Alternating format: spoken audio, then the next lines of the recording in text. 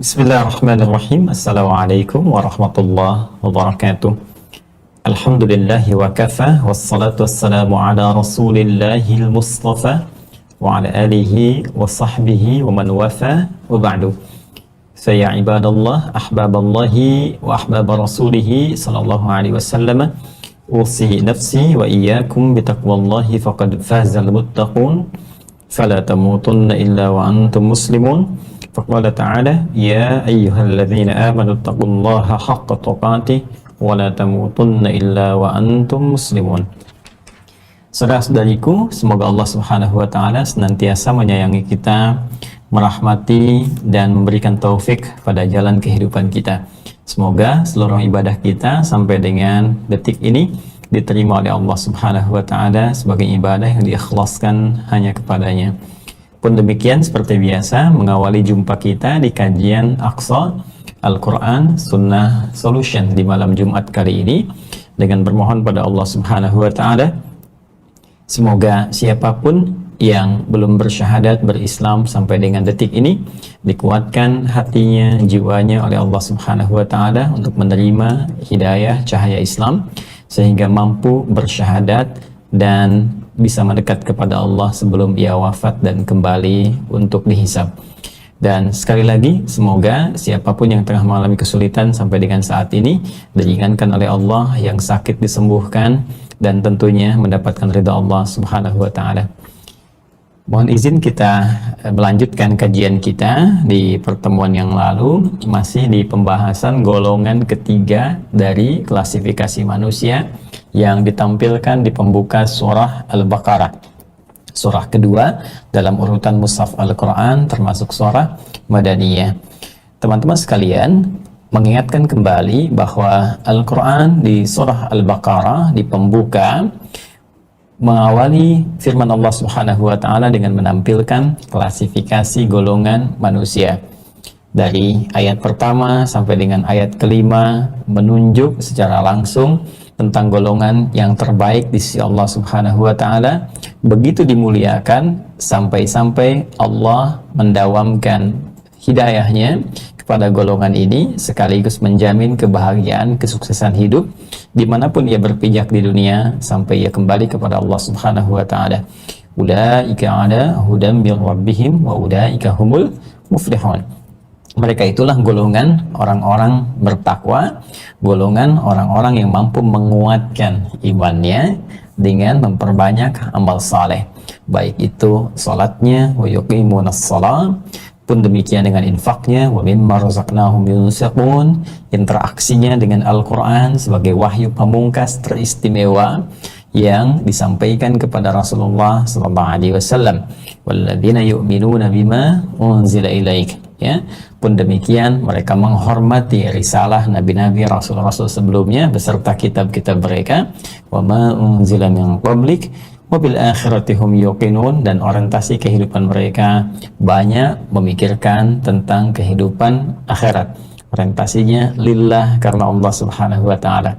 Inilah golongan-golongan terbaik, dan dengan itu Allah memberikan jaminan segala kemudahan hidup pada golongan takwa ini. Wa may yattaqillaha yaj'al lahu makhraja. Siapa yang mampu meningkatkan takwanya kepada Allah, maka Allah berikan solusi dalam setiap perkara hidup yang ia lalui. Allah berikan jalan keluar dari setiap kesulitan yang ia dapati.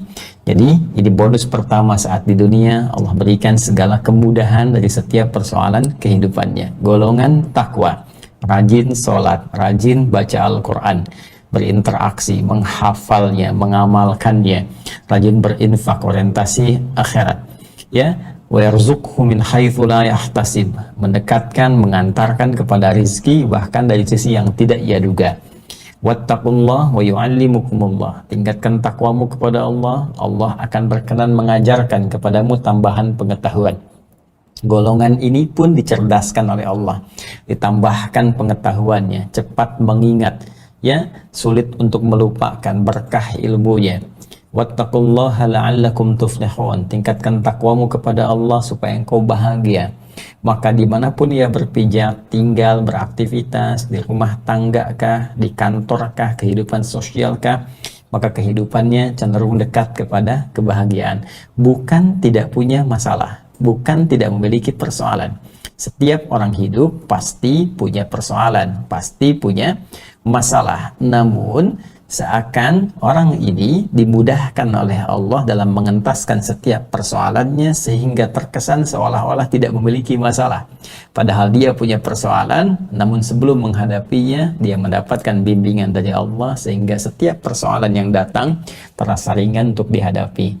Karena itu saya selalu mengingatkan untuk menatap pada diri kita. Sampai dengan detik ini kita belajar, kita telah ulang-ulang ayatnya, kita telah dalami materinya, berapa banyak kita telah praktekkan itu semua sehingga kita bisa menikmati hasilnya. Baik, berapa banyak kita telah mengamalkan semua apa yang telah kita pelajari sehingga kita bisa mendapatkan apa yang telah Allah janjikan kepada kita.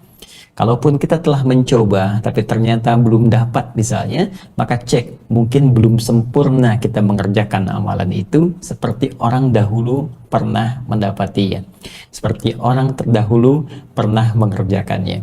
Golongan pertama. Yang kedua adalah golongan yang antitesis golongan pertama, yaitu orang yang memang masih menutup diri dari ketersambungan terhadap Allah, menutup dari pintu hidayah, sehingga butuh doa kita semua dan semangat kita untuk selalu mengarahkan dengan izin Allah golongan kedua ini agar berpeluang mendapatkan petunjuk untuk kembali kepada Allah Subhanahu wa taala. Golongan ini golongan kafir, golongan yang menutup diri, yang dengan itu disebabkan pergaulan lingkungannya yang menjauhkan ia dari Allah Subhanahu wa taala. Ya, sehingga dengan itu pendengarannya sulit mendengar peluang-peluang hidayah, pandangannya sulit menatap peluang-peluang hidayah, pun demikian dengan akal sehatnya tidak berfungsi mencerna petunjuk Allah Subhanahu wa taala karena terjebak dalam lingkup maksiat yang menjauhkan diri dengan Allah Subhanahu wa taala dan dalam lingkungan yang tidak kondusif yang selalu mendekatkan pada hal-hal yang dilarang oleh Allah Subhanahu wa taala. Khatamallahu ala qulubihim wa ala sam'ihim wa ala absarihim ghishawah, dan jika memang tidak bertobat mempertahankan itu maka diancam oleh Allah dengan siksa yang berlipat, walahum adzabun azim. Baik, golongan ketiga, dan di sini kita masih mempelajari sampai di pertemuan yang lalu di ayat ke-12, adalah golongan yang sangat harus diwaspadai karena jubahnya mengenakan jubah seperti golongan pertama, tampil sama seperti orang-orang beriman, tampil sama bersyahadat di lisannya, tampil terlihat serupa dengan gerakan sholatnya, bahkan pun demikian bisa membaca Al-Quran, berinteraksi fasih dengan hadis-hadis Nabi Sallallahu Alaihi Wasallam, namun ternyata berbanding terbalik dengan isi hatinya. Ya, tidak sama dengan orientasinya, tidak sama feedbacknya antara apa yang diucapkan dengan apa yang tersemai di jiwanya, sehingga perilakunya pun jauh bertentangan dengan apa yang diungkapkan lewat lisannya. Mengaku beriman tapi perilakunya jauh dari nilai-nilai iman, mengaku muslim tapi perilakunya jauh dari nilai-nilai keislaman, bahkan bisa mungkin disebutkan oleh Al-Quran tegas, bahkan bukan sekedar isyarat tapi langsung dengan kalimat yang tegas. Sikapnya boleh jadi bahkan menyoal nilai-nilai keislaman, bahkan orang Islam itu sendiri. Bagaimana berinteraksi dengan kalangan ketiga ini yang disebut oleh Al-Quran langsung dengan golongan munafik, jamaknya munafiqun, bahkan nanti ada satu surah tersendiri, surah ke-63 kalau kita sudah sampai ya ke bahasannya, insya Allah spesifik disebut dengan namanya. Ciri-cirinya akan diungkap kemudian di pembuka surah Al-Baqarah pada golongan ketiga dari ayat 8 sampai dengan ayat ke-20. Kita telah sampai di ayat ke-12 dan insya Allah malam ini akan kita coba teruskan ke ayat yang ke-13. Sebelum kita sampai pada ayat yang ke-13, saya ingin mengingatkan satu hal yang sangat penting, bahwa di pembahasan kita yang lalu, pembuka sifat nifaq yang dimanfaatkan oleh setan, yang menyebabkan seorang hamba menjadi munafik. Ingat, munafik itu orangnya, sifatnya, penyakitnya disebut dengan nifaq. pembukanya adalah pintu maksiyah, babul maksiyah. Jadi ketika seseorang dekat kepada maksiat, maka itu pintu pertama yang digunakan oleh setan untuk menanamkan sifat nifak di dalam jiwa insan-insan, khususnya yang beriman. Ingat itu, ya, karena penyakit nifak ini disematkannya bukan di fisik terluar kita, tapi ditanamkan oleh setan, dicoba untuk diaktifkan dalam jiwa terdalam kita, ya, di kolbu. Sasarannya nafas, lebih dalam lagi fujurnya, nafsunya. Seperti pernah saya ungkapkan, dalam jiwa di nafas kita ada sifat baik takwa namanya, ada lawannya fujur, atau nama lainnya nafsu, ya.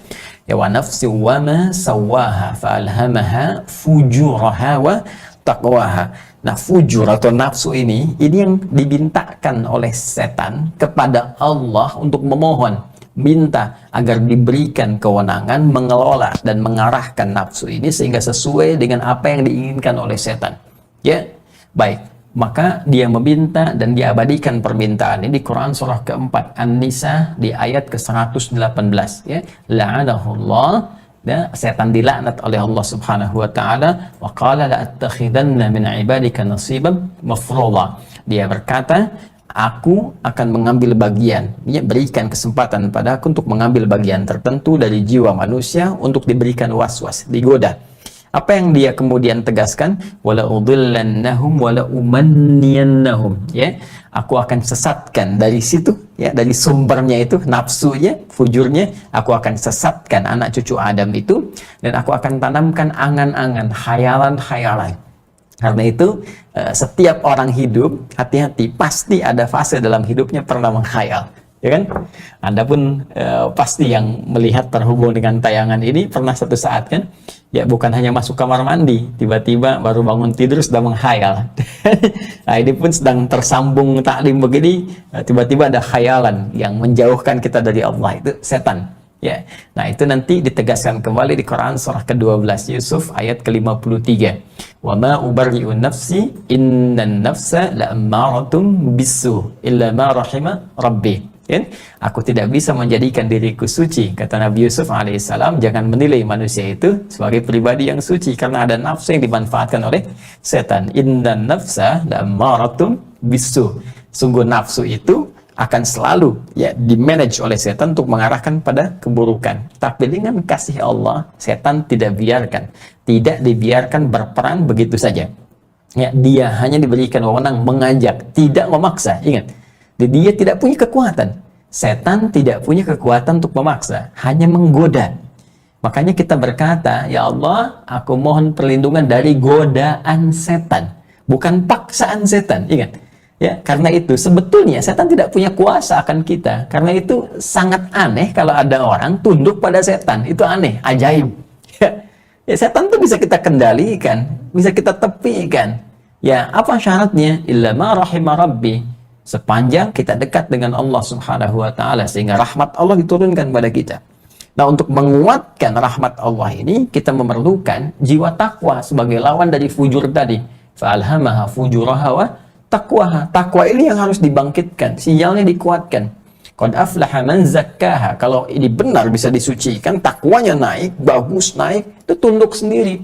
Ya, setan tidak punya kuasa, nggak punya kuasa bagi orang-orang yang beriman, yang imannya benar, real, sejati, ya, dekat dengan Allah Subhanahu wa taala. Jadi bagaimana menguatkan takwa ini? Tiada lain kecuali dengan amal soleh. Masih ingat rumusnya? Iman berbanding lurus dengan amal soleh, berbanding lurus dengan takwa. A sama dengan B sama dengan C. Maka A bisa sama dengan C, B bisa sama dengan C. Ya kan? A iman, B amal soleh, C takwa. Kalau kita ingin kuatkan iman, maka kita kuatkan dengan amal soleh. Dengan menguatkan amal soleh, takwa ini menguat. C sama dengan B. Kalau ingin menguatkan takwa, maka tingkatkan amal soleh. Karena itu dalam Al-Quran itu selalu disandingkan antara iman, amal soleh, takwa. Ya, dzalikal kitabu la raiba fi hudal lil muttaqin, takwa, alladzina yu'minuna bil ghaib, iman, wa yuqimuna shalah, amal soleh, wa mimma razaqnahum yunfiqun. Maka kalau ingin takwanya menguat, salatnya naikkan.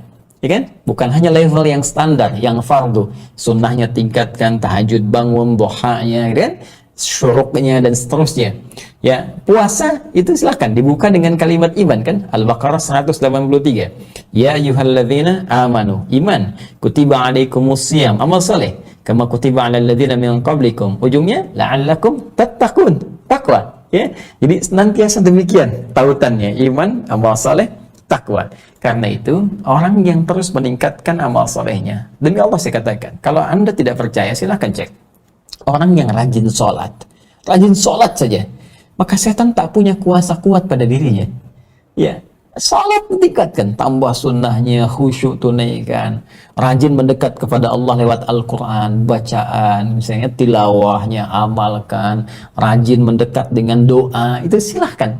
Anda kalau tidak percaya cek, pasti akan ada perubahan. Ya, karena itu sinyal-sinyal yang dimanfaatkan oleh setan melalui jiwa fujur untuk berbuat maksiat itu akan lemah. Kalau nggak percaya silakan. Orang rajin sholat itu akan malu berbuat maksiat. Nah, tapi gambar yang buruk saja, ya itu nggak punya inisiatif. Apalagi kemudian langsung melihat, nah itu mustahil. Ya, nggak sengaja aja dipalingkan kok lisannya bisa istighfar. Ya, bagaimana bisa mencuri? Bagaimana bisa korupsi? Ini mustahil. Itu kalau benar sholatnya, ya silahkan coba tingkatkan sampai ke level tahajud. Posisi apapun dalam hidup, passionnya apapun, pekerjaannya apapun. Mau Anda di eksekutif misalnya, ya di legislatif, di yudikatif, atau di militer kah, atau Anda insinyur kah, atau bahkan ya pedagang kah, pengusaha, siapapun, dokter kah, perawat kah, pasien kah, bahkan ya ustadz kah, ini standar. Kalau benar ibadah kita, maka kita punya kekuatan untuk melemahkan tipu daya setan sehingga terjaga dalam kebaikan. Itulah jiwa takwa. Ya, karena itu takwa itu nanti melahirkan wiqayah, penjagaan. Ya, penjagaan, perisai. Ya, itu perisai kita. Jadi takwa itu kalau diurut lagi nanti, jadi sorofnya dari ilatnya, dari takwa, dari waqwa, seakar dengan wiqayah nanti penjaga. Ya, makanya Nabi mengatakan di antara faidah saum yang melahirkan takwa itu punya perisai. Asyamu junnatun. Ya, orang rajin puasa itu akan punya perisai. Perisai itu nggak nampak ya. Jadi ada perisai yang tampak seperti dalam medan pertempuran ada perisai atau anti peluru yang dipakai itu perisai. Ada yang tak nampak ya, tidak kasat mata, itu junnah namanya, dari jim dengan nun. Ya, setiap ada lafaz dibuka dengan jim dengan nun itu tidak nampak. Jin ya, jim dengan nun tak nampak. Janin ya, janin tak nampak dalam pandangan kita kasat mata. Jannah, surga belum nampak dalam pandangan kita. Junnah, jannah, junnah, jinnah minal jinnati wan nas. Ya, jannah surga. Baik, wabasyiril ladzina amanu wa 'amilus solihati anna lahum jannatin tajri min tahtihal anhar. Junnatun, itu perisai yang tak nampak. Jadi kalau kita meningkatkan takwa, punya perisai, tangannya ada perisai, jadi nggak bisa sembarangan nulis yang jelek, ya sembarangan bikin status, bikin hoax, ya kaki itu punya perisai, nggak mungkin melangkah pada tempat maksiat. Lisan punya perisai yang menghalangi tutur kata itu pada yang tidak diridhoi oleh Allah Subhanahu wa Ta'ala. Nah, setan berusaha melemahkan sinyal takwa ini, jiwa takwa ini melalui apa? Pintu maksiat. Dia tampakkan maksiat itu seakan-akan menyenangkan, ya seakan-akan memberikan harapan, seakan-akan memberikan kebahagiaan. Pintu ini yang paling berbahaya. Baik, nah ini pintu maksiat ini itu bisa jadi sebagai pintu penyakit nifak yang melahirkan orang munafik. Jadi kalau kita tuliskan ke sini, ini pintunya, ini kan pintu maksiat. Diaktifkan oleh syaitan, ya. Jiwa yang diambilnya fujur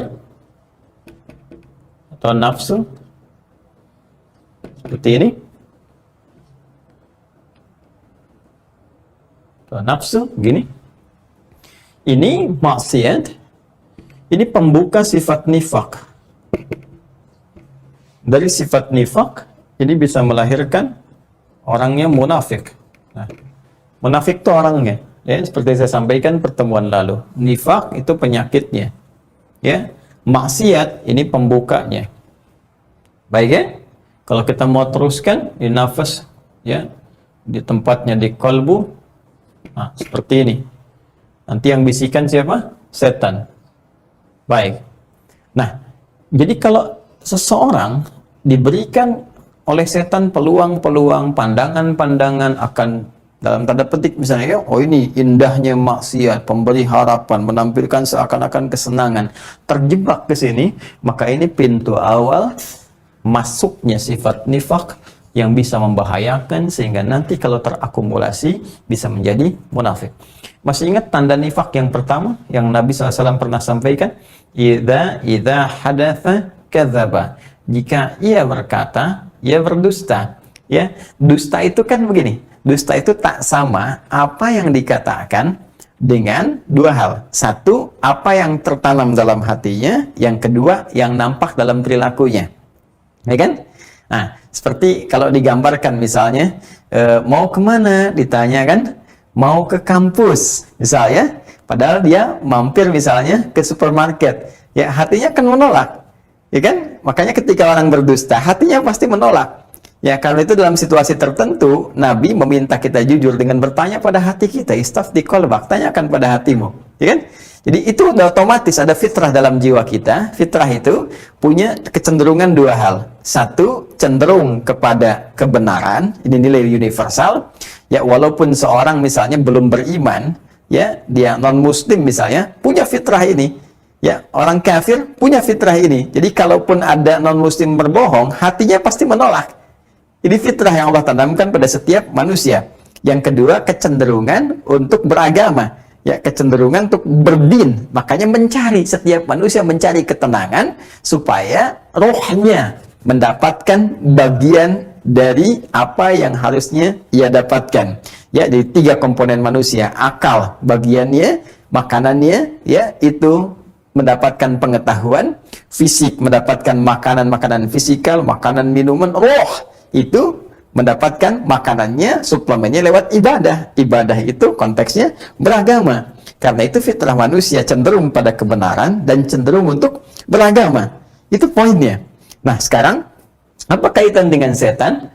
Setan mengaktifkan sinyal fujur dalam diri manusia dengan memberikan gambaran maksiat sebagai pembuka pintu nifak. Ketika seseorang misalnya, kata Nabi tadi, idza hadatsa kadzaba, ketika dia berdusta, bicara dia berdusta, maka yang tampak dua cirinya.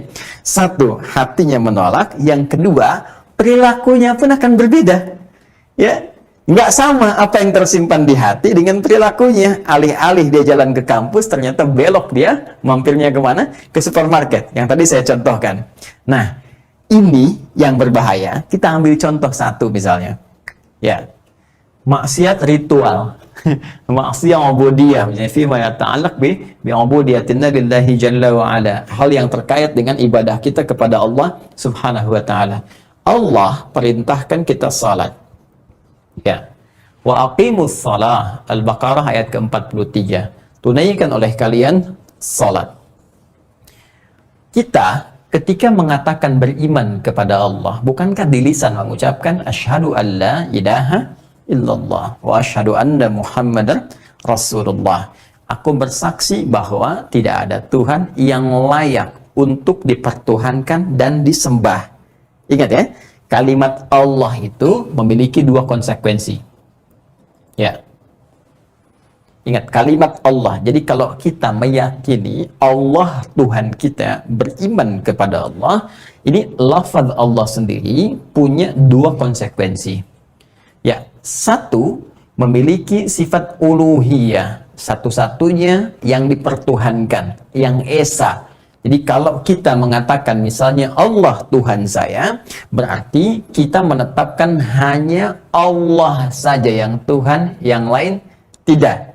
Karena itu syahadat kita mengatakan la ilaha illallah. La-nya untuk menafikan, illah-nya untuk menetapkan. La ilaha illallah. Kan? Ini. Baik, jadi kalau ada seorang sudah bersyahadat, dia tidak boleh ya mengakui misalnya atau bahkan mencari atau menetapkan Tuhan di luar Allah Subhanahu wa taala, karena tidak ada Tuhan selain Allah. Hanya ditetapkan Allah saja, yang lain bukan Tuhan. Hanya Allah Khaliq, yang lain bukan. Yang kedua, untuk membuktikan ketuhanan Allah dan pengakuan kita terhadap ketuhanan Allah kan butuh bukti. Maka buktinya adalah dengan menyembah Allah. Maka lafaz Allah ini mengandung konsekuensi yang kedua adalah komitmen kita untuk menyembahnya. Al-ma'budu al-haq, ya. Al-ma'bud al-haq. Ya, satu-satunya yang layak untuk disembah. Dua hal ini nanti terangkum penegasannya dalam firman Allah langsung yang tegas disampaikan. Saya pernah mengatakan berulang kali bahwa kalimat ini hanya tercantum dalam Al-Quran. Ya, karena Al-Quran firman Allah, maka di dalamnya ada sifat-sifat ketuhanan, ada fitrah-fitrah ketuhanan. Ya, karena sifatnya hanya terkait dengan Tuhan saja, maka hanya Tuhan yang mampu secara tegas mengatakannya. Manusia tidak punya sifat ketuhanan, tidak punya fitrah ketuhanan. Karena itu mustahil ada manusia mengatakannya. Jadi kalau cuma di Quran yang mengatakan itu, maka benar Quran itu firman Allah. Ditemukan di Quran surah ke-20 ayat ke-14. Ya, ketika Allah berfirman bahkan kepada Nabi Musa alaihissalam, diabadikan lewat Al-Quran yang diwahyukan pada Nabi Muhammad sallallahu alaihi wasallam. Perhatikan kalimatnya. Innani anallahu. Ya, sungguh hanya sayalah Allah. Sungguh sayalah benar-benar Allah. Ya, la ilaha illa ana. La ilaha. Ya, illa ana. Tidak ada Tuhan yang dipertuhankan selain saya, kata Allah. Ya. Kemudian fa'budni, al-ma'budu bil haq. Sembah saya. Ya. Jelas ya? Jadi ketika kita menetapkan Allah Tuhan, bukan sekedar kita komitmen menjadikan Allah satu-satunya Tuhan, tapi kita pun berkomitmen akan menyembahnya. Lalu kita bertanya, bagaimana cara menyembahmu ya Allah? Teruskan ayatnya. Wa aqimis shalah, tunaikan salat. Maka diperintahkanlah untuk menunaikan salat dari sejak Nabi pertama yang bertugas, Rasul pertama sampai ke Nabi Muhammad SAW menerima perintah salat. Semua Nabi Rasul salat. Ya, Nabi Musa salat, Quran surah ke-20 ayat 14. Nabi Isa salat, Yesus salat. Ya, Quran surah ke-19 ayat 31 sampai 33-nya. Ya, Nabi Ismail alaihissalam salat, meminta keluarganya salat. Quran surah ke-19 ayat 55. Wa kana ya'muru ahlahu bis shalah. Nah, otomatis kalau kita mengucapkan saya Islam, saya beriman, saya bersyahadat, saya menetapkan Allah Tuhan, maka saya pun komitmen akan sholat ketika Allah perintahkan sholat. Nah, jadi kalau ada orang mengatakan saya Islam, saya beriman, saya mengakui Tuhan saya Allah, tapi prakteknya dia tidak sholat, artinya dia sedang bermaksiat, dan ini pembuka pintu nifaq yang memungkinkan seorang menjadi munafik. Kenapa disebut munafik? Katanya lisannya mengatakan siap beribadah, kan? Katanya Tuhannya Allah, katanya siap nyembah. Sekarang disuruh sholat malah nggak sholat. Ya, artinya beda kan antara lisan dengan perilakunya, ya kan? Beda antara lisan dengan yang tersimpan di hatinya. Nah, inilah pembuka sifat dari nifak ini. Penyakit nifak ini dibuka oleh setan melalui sifat apa? Maksiyah. Bisa sifatnya ritual, bisa dalam konteks sosial, bisa dalam konteks kita bermuamalah, ya, di keluarga, dan sebagainya. Ini sifat bahayanya. Karena itu, semakin banyak seseorang berbuat maksiat, maka semakin terkumpul kemudian penyakit ini menjadi kronis dan mengarahkan pada keburukan. Keburukan itu yang disebut dengan fasad. Karena itu di Quran surah kedua, Baqarah, ayat yang ke-11, disebutkan, wa idza qila lahum la tufsidu fil ard. Bagaimana cara mengatasinya? Seperti apa harapan untuk berubah bagi orang munafik? Kita akan lanjutkan setelah menunaikan salat Isya berjamaah. Adzan sudah berkumandang. Allahu Akbar, Allahu Akbar. Waktu Indonesia bagian Bekasi. Jeda dulu menunaikan salat Isya. Setelah itu kita lanjutkan kembali. Subhanakallahumma bihamdika asyhadu an la ilaha illa anta astaghfiruka wa atubu ilaik. Assalamualaikum warahmatullahi wabarakatuh. Bismillahirrahmanirrahim. Assalamualaikum warahmatullahi wabarakatuh. Alhamdulillah wassalatu wassalamu ala Rasulillah wa ala alihi wa sahbihi wa man wala wa ba'du. Saudara-saudariku, kita telah menunaikan salat Isya berjamaah beserta amalan sunnahnya. Bermohon kepada Allah Subhanahu wa taala semoga salat yang telah kita tunaikan beserta seluruh amalan yang menyertainya berkenan diterima oleh Allah Subhanahu wa taala. Pun demikian dengan saudara-saudariku yang terhubung melalui tayangan ini di Adi Hidayat Official, dimanapun Anda berada, terkhusus di luar Indonesia yang waktu sholatnya barangkali berbeda dengan kami di sini. Semoga Anda pun diberikan kemudahan, kenyamanan, dan kekhusyuan untuk menunaikan sholat sesuai dengan waktu di wilayah teman-teman masing-masing. Baik, kita lanjutkan. Seperti disampaikan tadi menjelang Isya bahwa maksiat adalah pintu utama yang digunakan oleh setan untuk menanamkan sifat nifak dalam jiwa insan beriman, sehingga nanti penyakit itu terakumulasi dan terkomplikasi menjadi penyakit yang berbahaya yang melahirkan banyak perbuatan-perbuatan yang merusak. Ya, karena itulah teman-teman sekalian, mohon izin, inilah keindahan dalam Islam, ini keindahan dalam Al-Quran saat Allah Subhanahu wa Ta'ala membatasi seluruh perangkat tubuh kita dalam perbuatan-perbuatan maksiat, sifat dan sikap maksiat, agar kita tidak jatuh ke dalam jurang penyakit yang lebih dalam. Itulah hikmahnya kenapa kita dilarang akan perbuatan-perbuatan tertentu, perilaku-perilaku tertentu. Mata, kenapa mata ini tidak diperkenankan menatap yang tidak baik? Secara sederhana bisa dipahami supaya mata terjaga dalam kebaikan. Sebab kalau sudah menatap pada yang tidak baik, masuk pada pintu maksiat, maka pandangan ini menjadi pintu pembuka pada segala kerusakan. Ya, tidak percaya silahkan cek.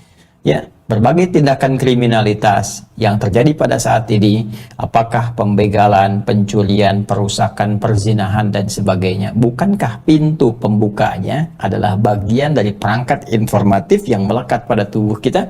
Mata yang salah lihat, kan? Telinga yang salah dengar, lisan yang salah bertutur, terjadilah perselisihan, perkelahian, tawuran, dan sebagainya. Ya, kaki yang salah melangkah, terjadi perbuatan maksiat. Karena itu, jika memang ada aturan dalam Al-Quran yang mengatur perangkat hidup kita, perilaku dan aktivitas kita, bukan untuk menghinakan kita, bukan untuk membatasi ruang gerak kita, tapi lebih memelihara kemuliaan kita yang memang telah ditetapkan oleh Allah saat kita tercipta. Quran surah ke-17 Al-Isra di ayat ke-70 ketika Allah berfirman, walaqad karramna bani Adam, dan sungguh kami telah benar-benar memuliakan seluruh anak keturunan Adam. Ya, menggunakan lam dan qad, dua adat taukid, dua alat untuk menguatkan. Lam taukid, qadnya tahqiq. Ya, satu menguatkan, satu menjamin. Kata Allah, manusia itu sempurna. Ya, seluruh anak cucu Adam itu mulia. Jadi mata ini pandangannya mulia. Ingat, lisan kita ini mulia. Beda dengan binatang. Ya, kemuliaannya berbeda. Kita ini mulia, lisan kita mulia, telinga kita mulia, pandangan kita mulia. Karena itu diberikanlah oleh Allah perangkat supaya mengarah pada yang mulia saja. Setan membawa ketidakmuliaan, ingin menggeser sifat mulia kita kepada penistaan. Karena itu dijaga oleh Allah sebagai pembuktian rahmat Allah dengan rahman-Nya kepada kita semua, supaya tidak terjerumus pada jurang keburukan yang merendahkan kemuliaan kita. Silahkan Anda cek, bukankah orang yang sedang berkata-kata kasar meruntuhkan kemuliaannya, sehingga orang merasa keheranan dan memandang pada pandangan yang buruk terhadapnya, ya, pikiran yang tidak baik. Kenapa? Karena ia sedang merendahkan kemuliaannya. Pun demikian ketika seseorang sedang berbuat perbuatan yang kotor, apakah dengan pandangannya, dengan tangannya, dengan kakinya, sesungguhnya dia sedang meruntuhkan kemuliaannya. Kasih Allah yang dengan sifat rahman-Nya menjaga kita agar tetap mulia. Karena itulah turun apa yang bernama larangan, nahi mungkar, dilarang berbuat sesuatu yang mungkar, menyalahi, yang diingkari oleh nurani kita, hati kita, diingkari fitrah kita, diingkari jiwa takwa kita. Amar ma'ruf yang baik-baik itu yang disupport, diperintahkan untuk menaikkan level takwa kemuliaan kita. Itu yang diinginkan oleh Allah. Amar ma'ruf nahi mungkar, al-amru bil ma'ruf kuntum khaira ummah. Jika kita bisa mewujudkan ini, jadilah umat terbaik, manusia paripurna. kuntum khaira ummatin ukhrijat linnas ta'muruna bil ma'ruf wa tanhauna 'anil munkar. Jadi sesungguhnya harapan untuk menjadi manusia paripurna, manusia ideal, manusia yang terbaik, ya generasi yang sangat bagus, itu cuma dua saja: kerjakan yang baik, tinggalkan yang buruk. Ya, do it, live it. If'al wala taf'al. Ya, kerjakan yang baik, tinggalkan yang buruk. Baik, kembali ke sini teman-teman sekalian. Nah, akumulasi perbuatan maksiat ini yang akan menumbuh suburkan kemudian penyakit nifak melekat kepada jiwa, sehingga kalau ini berkumpul, yang jelek kumpul, maka seluruh akumulasi ini terakumulasikan menjadi yang disebut dengan fasad namanya. Ya, secara singkat rusak. Sudah rusak. Jadi kalau mata rusak, telinga rusak, ya lisan rusak dalam pengertian fungsinya. Ya, boleh jadi secara fisikal sehat, telinga sehat, lisan sehat, mata sehat, tapi fungsinya itu sudah rusak. Karena fungsinya rusak, maka otomatis tindakannya pun akan merusak. Ya, ini yang paling bahaya. Matanya nggak sehat, telinga nggak sehat, lisan nggak sehat, sampai ke ujung kaki nggak sehat, kan tindakannya rusak kan? Maka kemanapun dia berpetualang, maka jadi perusak, apapun profesinya. Kalau dia ustadz sekalipun, ya kalau sudah rusak perangkat hidupnya, maka menjadi ustadz yang rusak, insinyur yang rusak. Ya, apapun yang ia lekatkan pada dirinya, pengusaha yang rusak.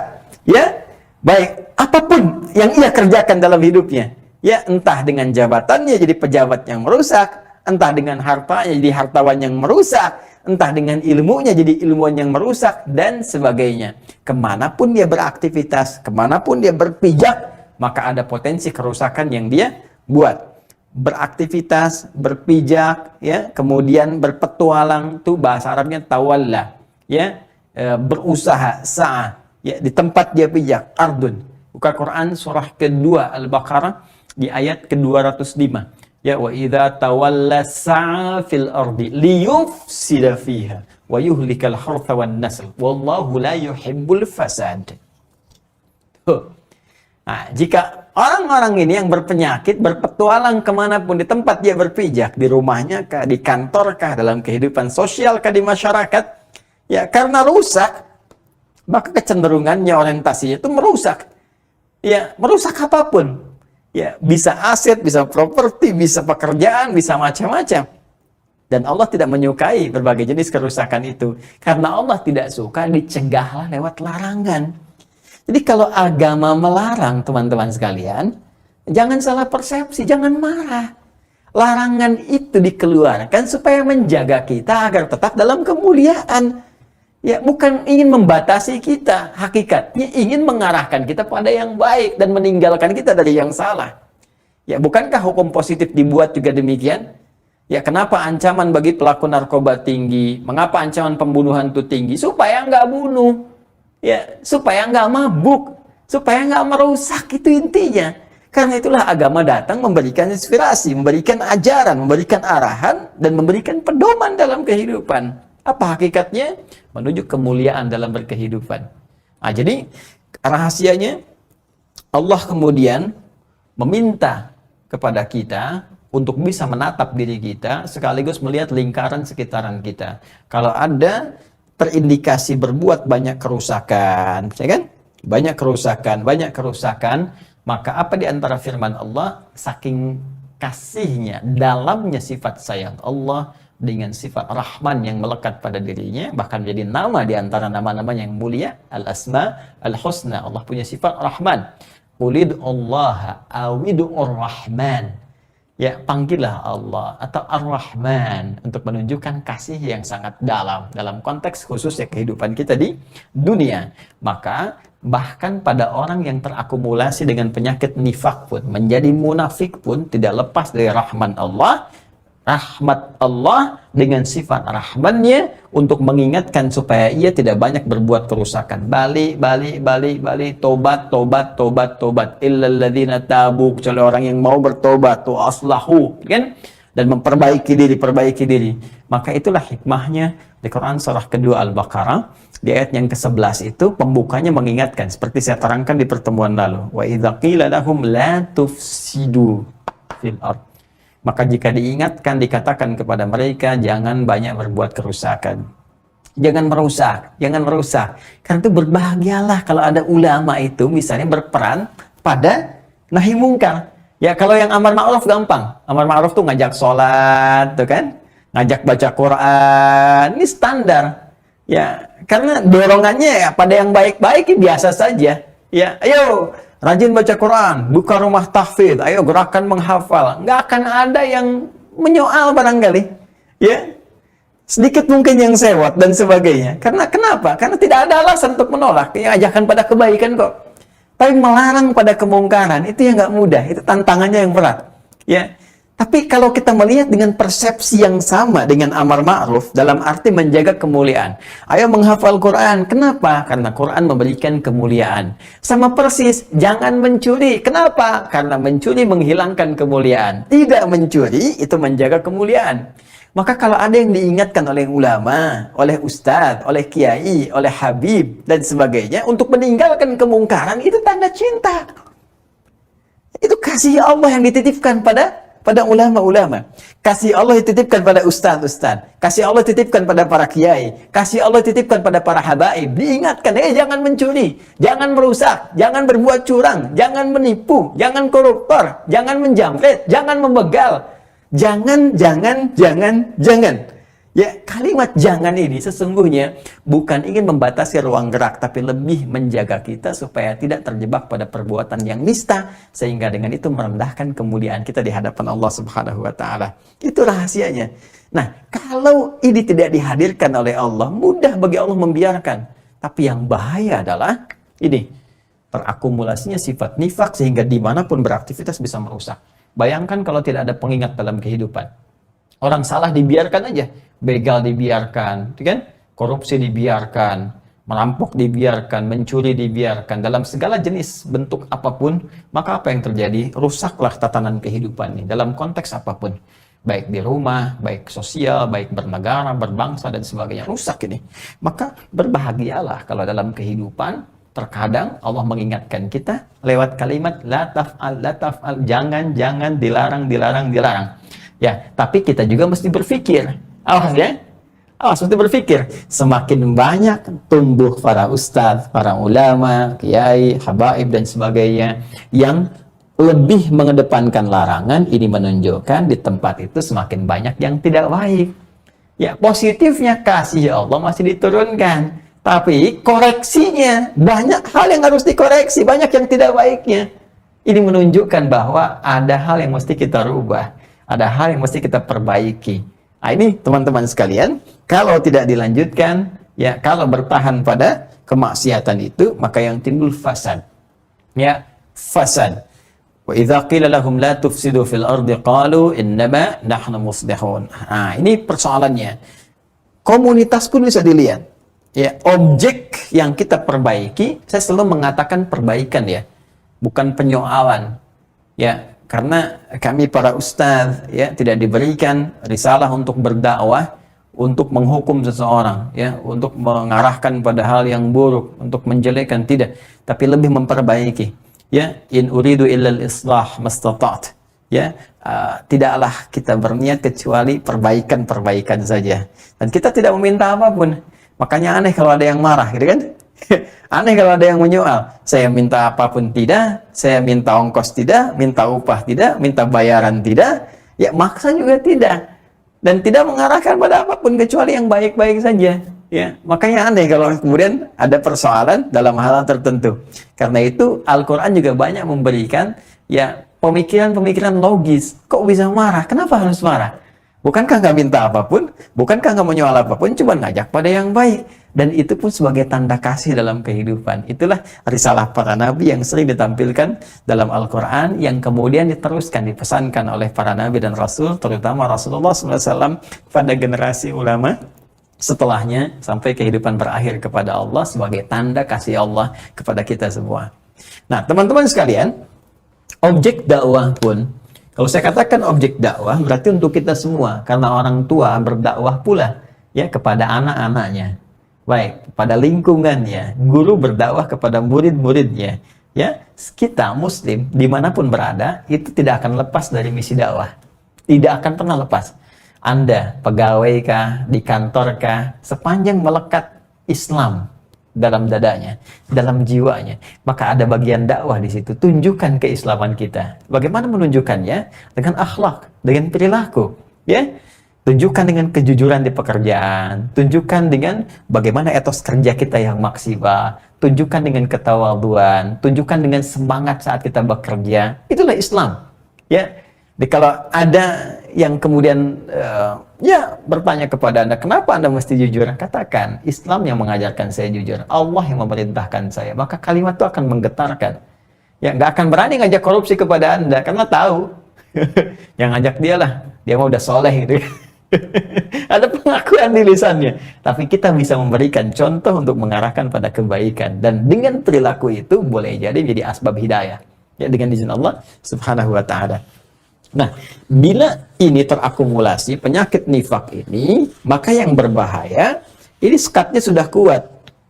Saya kan sering contohkan teman-teman sekalian. Jadi kalau kita ambil misalnya semacam bejana seperti ini, ya. Ini kan kalau sekatnya masih ringan, ya, semacam tisu misalnya di sini, kan masih bisa ditembuskan. Kalau saya sekat dengan tisu, ya, kita berikan tisu di sini misalnya, boleh teman-teman? Ada yang bisa bawakan saya tisu? Siapa? Ya, supaya lebih, contohnya lebih gampang, lebih terlihat oleh teman-teman di rumah atau dimanapun Anda berada. Ya, kalau sekatnya misalnya hanya tisu atau yang ringan saja, jazakallahu khair. Terima kasih. Nah, seperti ini misalnya. Ya. Nah, mungkin kita masih bisa tembuskan. Kita bisa tembuskan misalnya spidol seperti ini. Ya, atau tembuskan yang lain, atau bahkan air masih bisa menetes. Tapi kalau sekatnya sudah seperti ini, penutupnya sudah semakin kuat, seperti ini. Tuh. Apa yang mau dimasukkan? Berat. Bahkan air pun belum tentu diteteskan bisa menetes ke dalam. Ya, dalam konteks atau kecepatan yang tinggi, dia berpacu. Nah, sama persis dengan maksiat yang dikerjakan. Ya, Nabi mengatakan, bahkan disampaikan oleh Imam Muslim dalam kitab hadisnya, ketika seorang berbuat maksiat, berbuat salah, maka ada naktah sauda, titik hitam, ya, yang kemudian memberikan sekat pada cawan hatinya. Semakin banyak dikerjakan, banyak mata bermaksiat, telinga bermaksiat, lisan bermaksiat, maka jadi penutup. Itu yang menyebabkan seseorang sulit mendapatkan pencerahan, hidayah Allah Subhanahu wa Ta'ala. Ya, terdengar lewat telinganya, sulit kemudian merespon. Tertatap lewat pandangan, sulit merespon. Demikian seterusnya. Ya, semakin dalam, semakin tidak mudah. Apalagi kita berpacu dengan kematian. Ya, sampai kapan menunggu air menetes sampai ke dalam? Sedangkan waktu terus berjalan menuju kematian. Itu poinnya. Karena itu, jangan heran kalau terakumulasi penyakit nifak ini akan kita dapati. Ya, kalau masih rendah gitu kan, dalam tanda petik maksiat, ya, terbawa oleh lingkungan, digoda oleh setan, masih sholat cuma terlihat agak terlambat kan, mulai menjauh dari yang sunnahnya tapi wajib masih dikerjakan. Nah, ini masih bisa diingatkan, ya. Hayya 'alas shalah, adzan berkumandang, ya, adzan berkumandang tapi belum siap-siap. Tapi ketika kita katakan, ayo nak, ayo mas, ayo akhi, ya, ya ukhti, cepat, siap-siap, sholat, sudah adzan nih, sudah qomat nih, mau jam berapa? Nah, dia masih berpakaian dan sebagainya. Nah, itu masih kita ada peluang. Tapi yang berbahaya, yang Quran surah kedua ayat 11 ini, wa idza qila lahum la tufsidu fil ardi qalu innama nahnu muslihun. Innama nahnu muslihun. Ketika dikatakan pada mereka, jangan berbuat yang merusak seperti itu, jangan lakukan. Innama nahnu muslihun. Kami ini sedang memperbaiki. Ya, kami sedang berbuat kebaikan. Justru kita ingin menghadirkan sesuatu yang baik. Ya, kita membawa perubahan, kita membawa tawaran Islam yang lebih damai. Damai apaan? Kita membawa tawaran Islam yang lebih inklusif, tidak eksklusif. Eksklusif seperti apa? Tafsir apa yang Anda bawa? Dudukan dulu, apa persoalannya, baru kita diskusikan. Setelah itu bagaimana solusinya? Ya, baik. Nah, ini teman-teman sekalian, Ada kondisi-kondisi tertentu yang kadang-kadang ketika seseorang diingatkan muncul bantahan-bantahan pada dirinya, bahkan tidak jarang kata Al-Quran membawa ketinggian dirinya. Ya, Quran surah kedua di ayat 206 itu, wa idza qila lahu taqillaha akhadhathu al-'izzatu bil itsm. Ya, ketika diingatkan ittaqillah, bertakwalah kepada Allah, apa yang Anda lakukan? Motong-motong ayat, motong-motong Quran, motong-motong hadis hanya untuk membawa pada apa yang Anda inginkan. Anda itu motong ayat supaya perempuan gak berjilbab, sedangkan ayat-ayat turun supaya perempuan berjilbab. Anda sehat gak? Ya, sana katakan ini kan modern, kita sedang membawa tawaran Islam yang lain. Tawaran dari mana, Sunayo? Ya, jadi coba dicek dulu gitu kan. Apa yang kadang-kadang sering kita lihat, hati-hati. Kalau ada seseorang dengan kalimat-kalimat menarik, retorikanya bagus, itu ditampilkan oleh Al-Quran. Quran surah kedua ayat 204. Ya, wa minan nasi may yu'jibuka qawluhu fil hayatid dunya wa yashhadullaha 'ala ma fi qalbihi wa huwa aladul khisam. Ada sementara orang yang kalau bicara retorikanya begitu menarik, kalimat-kalimatnya begitu cantik, kadang-kadang membawa nama Allah dalam jiwanya. Kadang bersumpah, kadang motong ayat, motong hadis, tapi dia musuh yang paling nyata kata Allah. Ya, berbicara tentang larangan jilbab tapi mengutip ayat-ayat Quran dipotong-potong. Ya, misalnya mengutip ayat-ayat hadis dipotong-potong dan sebagainya. Ya, dalam konteks bukan penafsiran, tapi dalam konteks keinginan untuk menghilangkan itu digunakan. Ya, misal yang lain banyak sekali menjauhkan orang dari Al-Quran, menjauhkan orang dari hadis, menjauhkan orang dari sholat. Ujung-ujungnya malah berpendapat sholat itu nggak perlu. Ya, karena yang perlu itu mencegah perbuatan keji dan mungkar. Fungsi sholat itu mencegah perbuatan keji dan mungkar. Kalau kita sudah terbebas dari perbuatan keji dan mungkar, nggak usah sholat lagi. Ini konslet. Ya, saya pernah disoal oleh orang liberal. Ya Ustadz, fungsi sholat itu kan mencegah perbuatan keji dan mungkar. Kalau saya sudah bisa meninggalkan perbuatan keji dan mungkar, saya kan nggak perlu sholat lagi. Saya bilang, Mas, meninggalkan sholat itu termasuk perbuatan mungkar. Dah, saya tinggalkan, minum teh. Selesai, ya kan? Meninggalkan sholat termasuk perbuatan mungkar, selesai. Jadi kadang ada beberapa persoalan yang kita hanya bisa sampaikan dengan kalimat ringan saja dan tidak perlu serius menggunakan dalil karena persepsi yang dibangun sangat rapuh.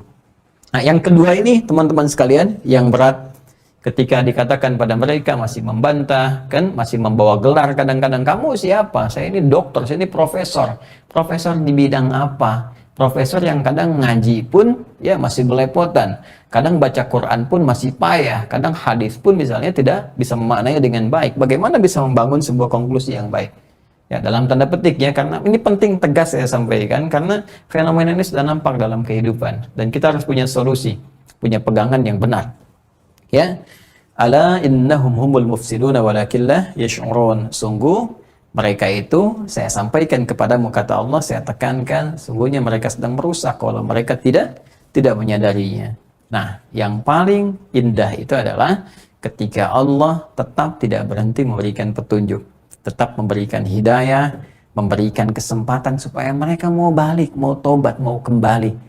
Ya, seperti orang-orang dulu pernah mendapatinya dan kembali kemudian berbuat kebaikan sehingga terbebas pada lingkup keburukan yang dipengaruhi oleh lingkungan di mana tempat dia tinggal. Maka teruskan ke ayat yang ke-13 dan kita akan coba baca dari kitab, dari tafsir, sehingga ada khazanah dan tambahan wawasan yang bisa kita dapati.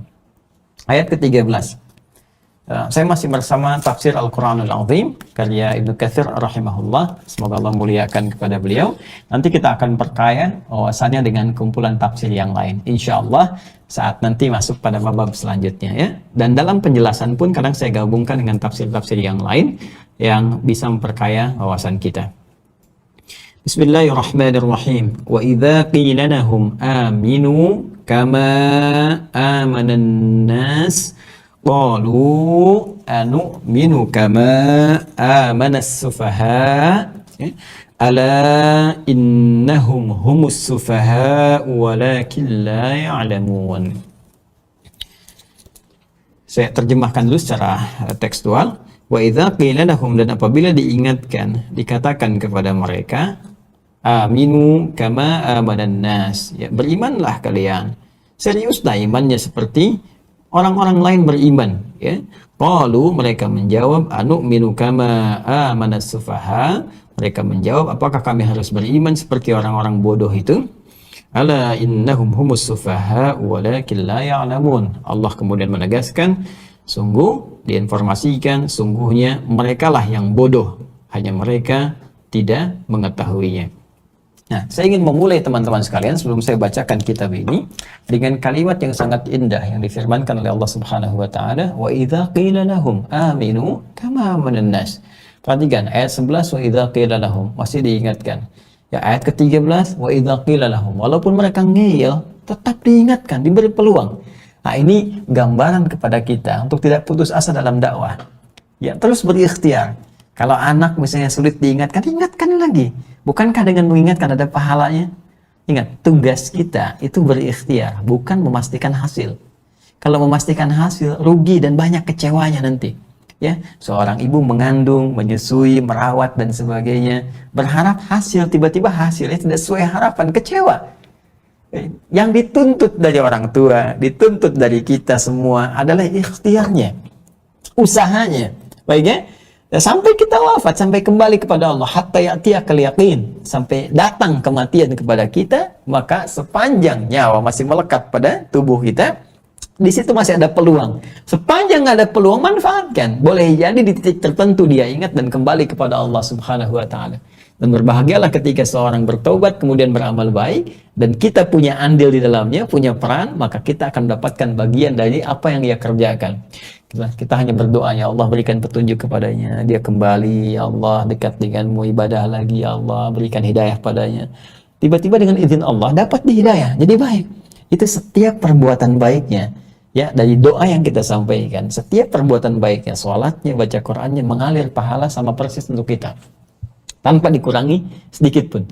Ya, tanpa dikurangi sedikit pun. Man dalla ala khair falahu ajruhu mithla ajri fa'ilihi min ghairi an yanqusa min ajrihi syai'. Siapa yang menunjukkan pada kebaikan, memfasilitasi pada kemuliaan, lalu dikerjakan itu semua, maka fasilitator ini akan mendapatkan pahala yang serupa dengan pelakunya tanpa dikurangi sedikit pun, sepanjang ada kebaikan dan kebenaran dan keikhlasan dalam niatnya. Nah, saya ingin katakan begini. Ketika Allah memberikan arahan, pengingat, wa idza qila lahum la tufsidu, ingatkan, jangan merusak, ingatkan. Mereka masih membantah. Nama nahnu muslimun, kamu siapa? Saya berbuat kebaikan kok, kamu belum sampai aja ilmunya, kan?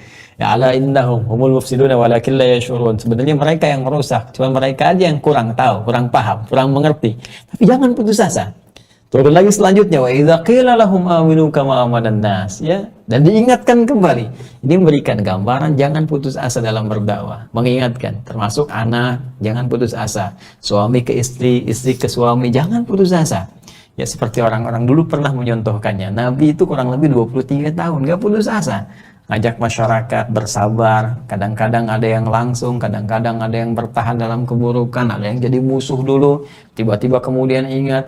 Bukankah Umar memusuhi dulu kemudian ingat? Bukankah Khalid bin Walid bahkan memimpin jadi komandan penyerang Nabi, ya, dalam perang Uhud itu, tapi tiba-tiba berbalik menjadi panglima kesatria yang sangat luar biasa, membela Islam, ya, yang menjadi sosok yang sangat dikagumi sampai dengan kini, dan seterusnya. Ya, jadi tidak pernah ada batasan untuk memuliakan hamba-hamba Allah sampai ia mau kembali atau nyawa sampai kepada kita untuk kembali kepada Allah Subhanahu wa taala. Baik, ini bagian yang indah di pembuka ayat ini. Baik, saya bacakan dulu supaya kita bisa mendapatkan wawasan. Yaqulu ta'ala, berfirman Allah Subhanahu wa taala, wa idza qila lil munafiqina, ya, dengan makna tafsirnya, wa idza qila lil munafiqin, maka apabila diingatkan, dikatakan pada orang-orang munafik itu. Nah, seperti yang tadi saya sampaikan, aminu kama amanan nas, berimanlah kalian, ya, dengan iman yang benar sebagaimana orang-orang lain juga beriman. Ayat imanin nasi billahi wa malaikatihi wa rusulihi wal ba'thi ba'dal mauti wal jannati wan nar wa ghairi dzalik mimma akhbaral mu'minina bihi wa anhu. Ya, yaitu seperti orang-orang beriman secara benar kepada Allah, kepada malaikatnya, rasul-rasulnya, ya, yakin akan adanya kebangkitan setelah kita wafat, ada surga, ada neraka sebagai konsekuensi dari amalan kita, dan yang lain sebagainya dari perkara-perkara pokok keimanan yang telah difirmankan. Jadi ada bagian yang sangat indah yang disampaikan oleh Allah sebagai pengingat pada orang-orang yang berbuat kerusakan, ya berbuat hal-hal yang keliru, yang salah. Jadi kalau kita mendapati orang-orang berbuat salah sebagai tanda maksiat, ini pengantar kepada sifat nifak. Seperti apa yang saya sampaikan, ingat ya frame-nya. Maksiat adalah pintu, sifat nifak yang bisa mencetak orang-orang munafik. Jadi kalau ada perbuatan maksiat salah, diingatkan ya sesuai dengan kadar kemampuan kita. Ya, man ra'a minkum munkaran, siapa yang menatap, menyaksikan satu keburukan, falyughayyir, maka rubah itu. Ya, biyadihi, dengan tangannya atau dengan kekuatannya. Anda punya peran apa? Ya, jika melekat kepada Anda kekuatan misalnya, ya taruhlah secara formal misalnya, Anda bekerja misalnya di militer, di kepolisian, ada sesuatu yang salah, maka bergerak dengan tugas itu. Orang tua, ya dengan porsinya, anak berbuat salah, luruskan dengan kadar tingkat anaknya, usia berapa. Ya, ada yang perlu dengan sayang, ada ketegasan, ada yang langsung tindakan, dan sebagainya. Baik, pun demikian di perusahaan. Caranya bisa berbeda-beda, sesuai dengan hukum yang berlaku, dan isyarat-isyarat kebaikan yang diterapkan. Baik, jadi termasuk pada orang-orang munafik. Demikian ketika kita melihat ada sesuatu yang salah, ingatkan. Ya aminu, berimanlah seperti orang lain beriman. Ingat ya, yang saya katakan, iman, masih ingat persamaannya? Selalu ingat ya, karena persamaannya akan terbawa kemanapun. Iman sama dengan amal soleh, sama dengan takwa. Jadi kalau ada ungkapan di Al-Quran, berimanlah dengan benar, maksudnya ya bukan sekedar mengatakan di lisan beriman, buktikan dengan amal soleh. Lihat persamaannya, iman sama dengan apa? Amal soleh. Jadi kalau Anda benar beriman, gak mungkin berbuat salah begini, pasti soleh. Iman Anda mana? Nah, kalau bahasa tegasnya begitu, imanmu mana sih? Katanya beriman. Ya, kalau mau beriman, beriman yang benar dong, beriman yang serius. Ya, gimana caranya? Beramal soleh. Masa beriman beramal salah? Anda pejabat, beriman, ya beramal soleh. Apa jabatan Anda? Ya, di eksekutif, di legislatif, Anda anggota dewan, DPR, apa di MPR? Ya, apa Anda menteri, apa presiden, atau turunan ke bawah, gubernur misalnya, bupati, camat, dan sebagainya, punya kedudukan, punya jabatan, Anda beriman. Ya, tak mungkin berbuat salah. Pasti iman itu mengarahkan pada yang soleh. Anda pedagang, Anda pengusaha, Anda ustadz, Anda insinyur, Anda beriman, pasti iman itu mengarahkan pada yang soleh dan menepikan yang salah. Ya, karena itu sering saya katakan di Al-Quran, ketika berbicara tentang iman, arahannya selalu amal soleh. Selalu amal soleh, selalu amal soleh. Jadi ketika dikatakan di sini, aminu kama amanan nas, ya berimanlah kalian seperti orang-orang lain beriman. Ya, beriman kepada Allah, yakin Allah melihat, yakin Allah menatap. Kalau engkau yakin Allah menatap, gak mungkin berbuat maksiat. Ya, secara singkat, buktikan imanmu lewat amal soleh. Baik ya? Kemudian, wa malaikatihi, yakin dengan ada malaikat-malaikatnya. Yang seperti saya katakan, ya nanti kalau kita belajar masuk di ilmu tauhid, ada kitab bagus sekali, Al-Aqaidah Al-Islamiyah, karya Said Sabiq, rahimahullah. Di situ bagus sekali. Jadi, perapan keimanan kepada malaikat, itu langsung ditampilkan dengan lawannya, ya lawan sekaligus penjelasannya. Ya, misal kalau kita turunkan, misalnya kita beriman kepada malaikat-malaikat yang Allah tugaskan, yakin tanpa ragu. Iman itu kan yakin tanpa ragu. Ada malaikat-malaikat yang Allah tugaskan. Bersamaan dengan itu kita pun yakin ada penggoda-penggoda yang menghambat malaikat itu, yaitu setan. Karena itu di Al-Quran, itu jumlah malaikat itu sama dengan jumlah setan pengulangannya. Ya, malaikat disebutkan 82 kali, 88 kali. Malaikat disebutkan 88 kali, setan disebutkan 88 kali. Nah, lalu diturunkan. Ini malaikat ini tugas-tugas yang pokok ini. Banyak malaikat, cuma yang pokok yang ini. Ya, misal, ada yang mencatat kanan kiri kita. Perbuatan baik, perbuatan buruk. Ada raqib, ada atid misalnya. Ya, ada yang menurunkan rezeki, ada yang mencabut nyawa. Terus dijelaskan, yang indah itu dijelaskan. Ya, seakan-akan memberikan kepada kita pendampingan bahwa, hati-hati kalau bertindak begini, ada yang tulis. Hati-hati kalau bertindak begini, ada yang catat. Ya, saya ambil satu contoh misalnya, ada malakul maut. Dijelaskan sifatnya, malaikat maut tuh kapan datangnya? Datangnya bisa tiba-tiba, ya kan? Terus tidak ada tawar-menawar, kapan saja bisa datang. Dijelaskan, qul yatawaffakum malakul mautil ladzi wukkila bikum, katakan Muhammad SAW, ya, siapapun yang bernyawa pasti akan diutus malaikat maut kepadanya, kapanpun itu terjadi. Karena itu kalau kita mengerti kapanpun bisa wafat, maka tak akan terfikir berbuat maksiat. Persamaan terbaliknya, kalau terfikir berbuat maksiat, bayangkan akan diwafatkan pada saat itu. Maka kalau orang ingat tahu saja ada malaikat yang mengintai dengan kematian, nggak akan semena-mena berbuat maksiat. Karena khawatir, takut begitu berbuat wafat. Ya, begitu berbuat meninggal. Nah, jadi itu yang jadi kalimat iman itu bukan hafalan. Bukan sekedar hafalan, menghafal bagus, tapi memahami, mengamalkan, menjiwai itu yang utama.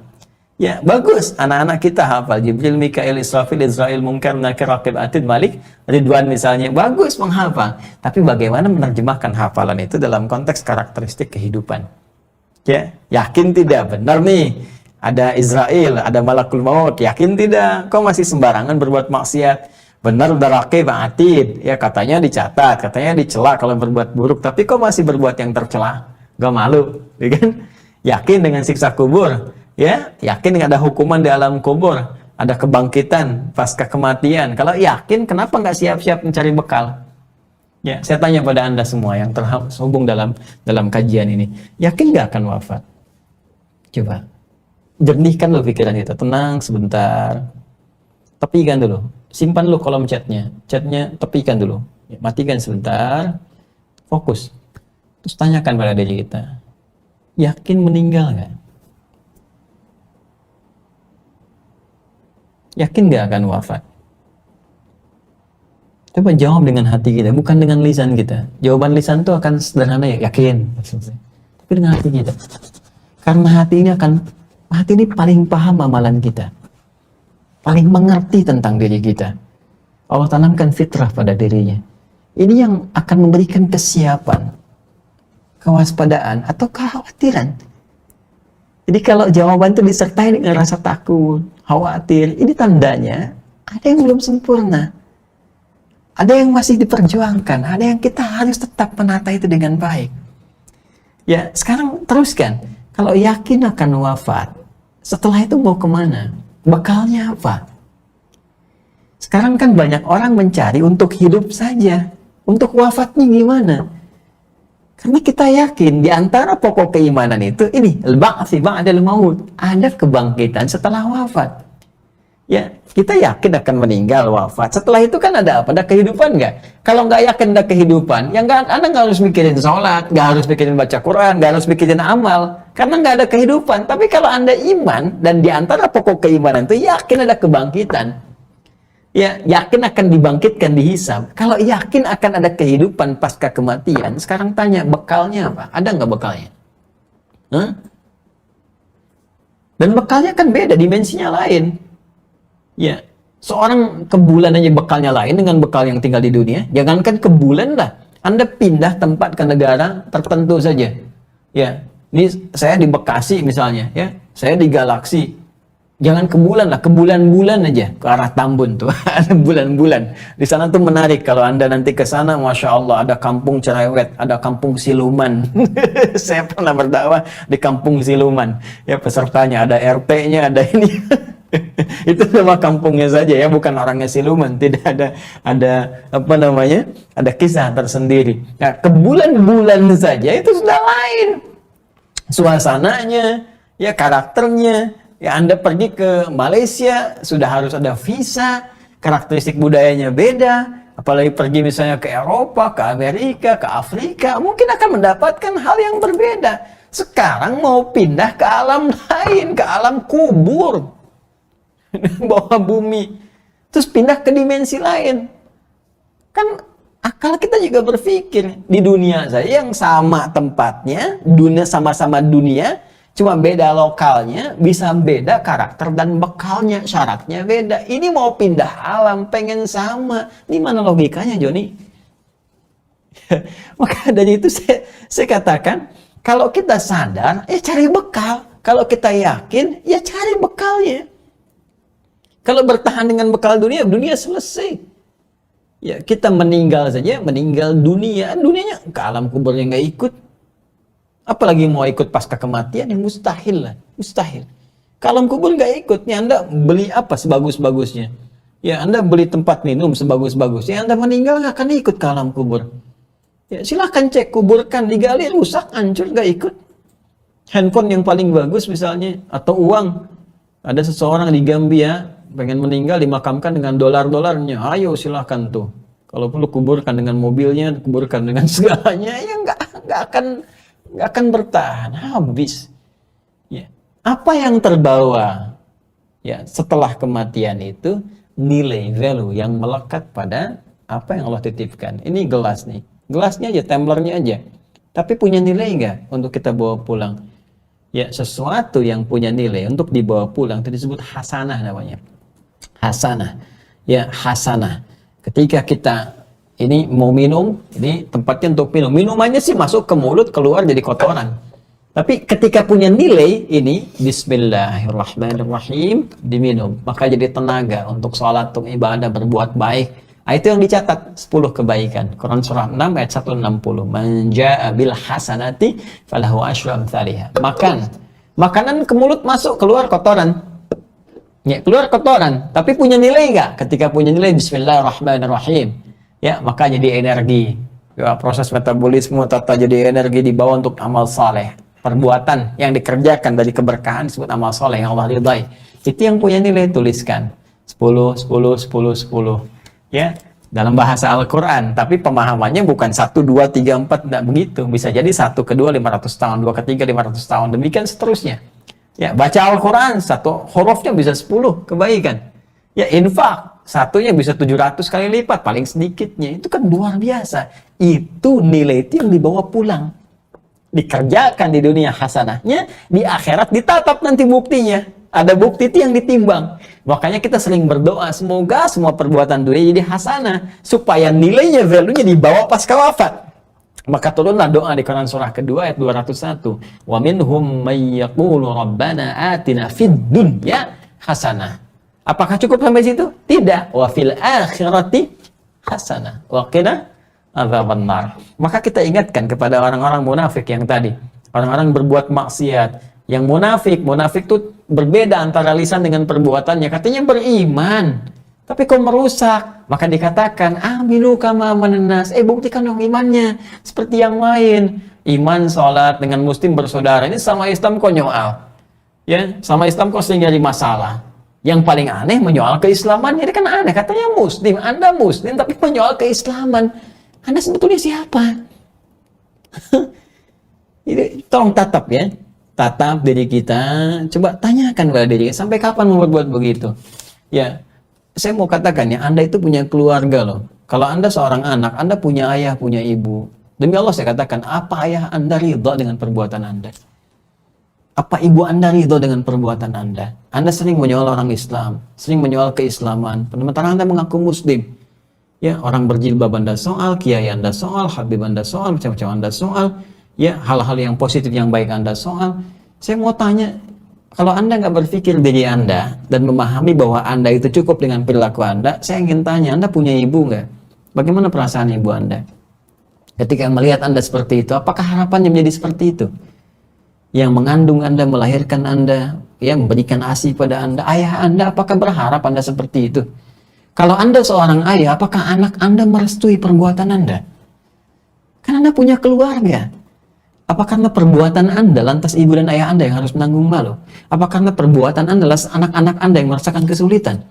Ya, Anda saja di soal keluarga, Anda marah. Sekarang Anda mau nyoal Nabi.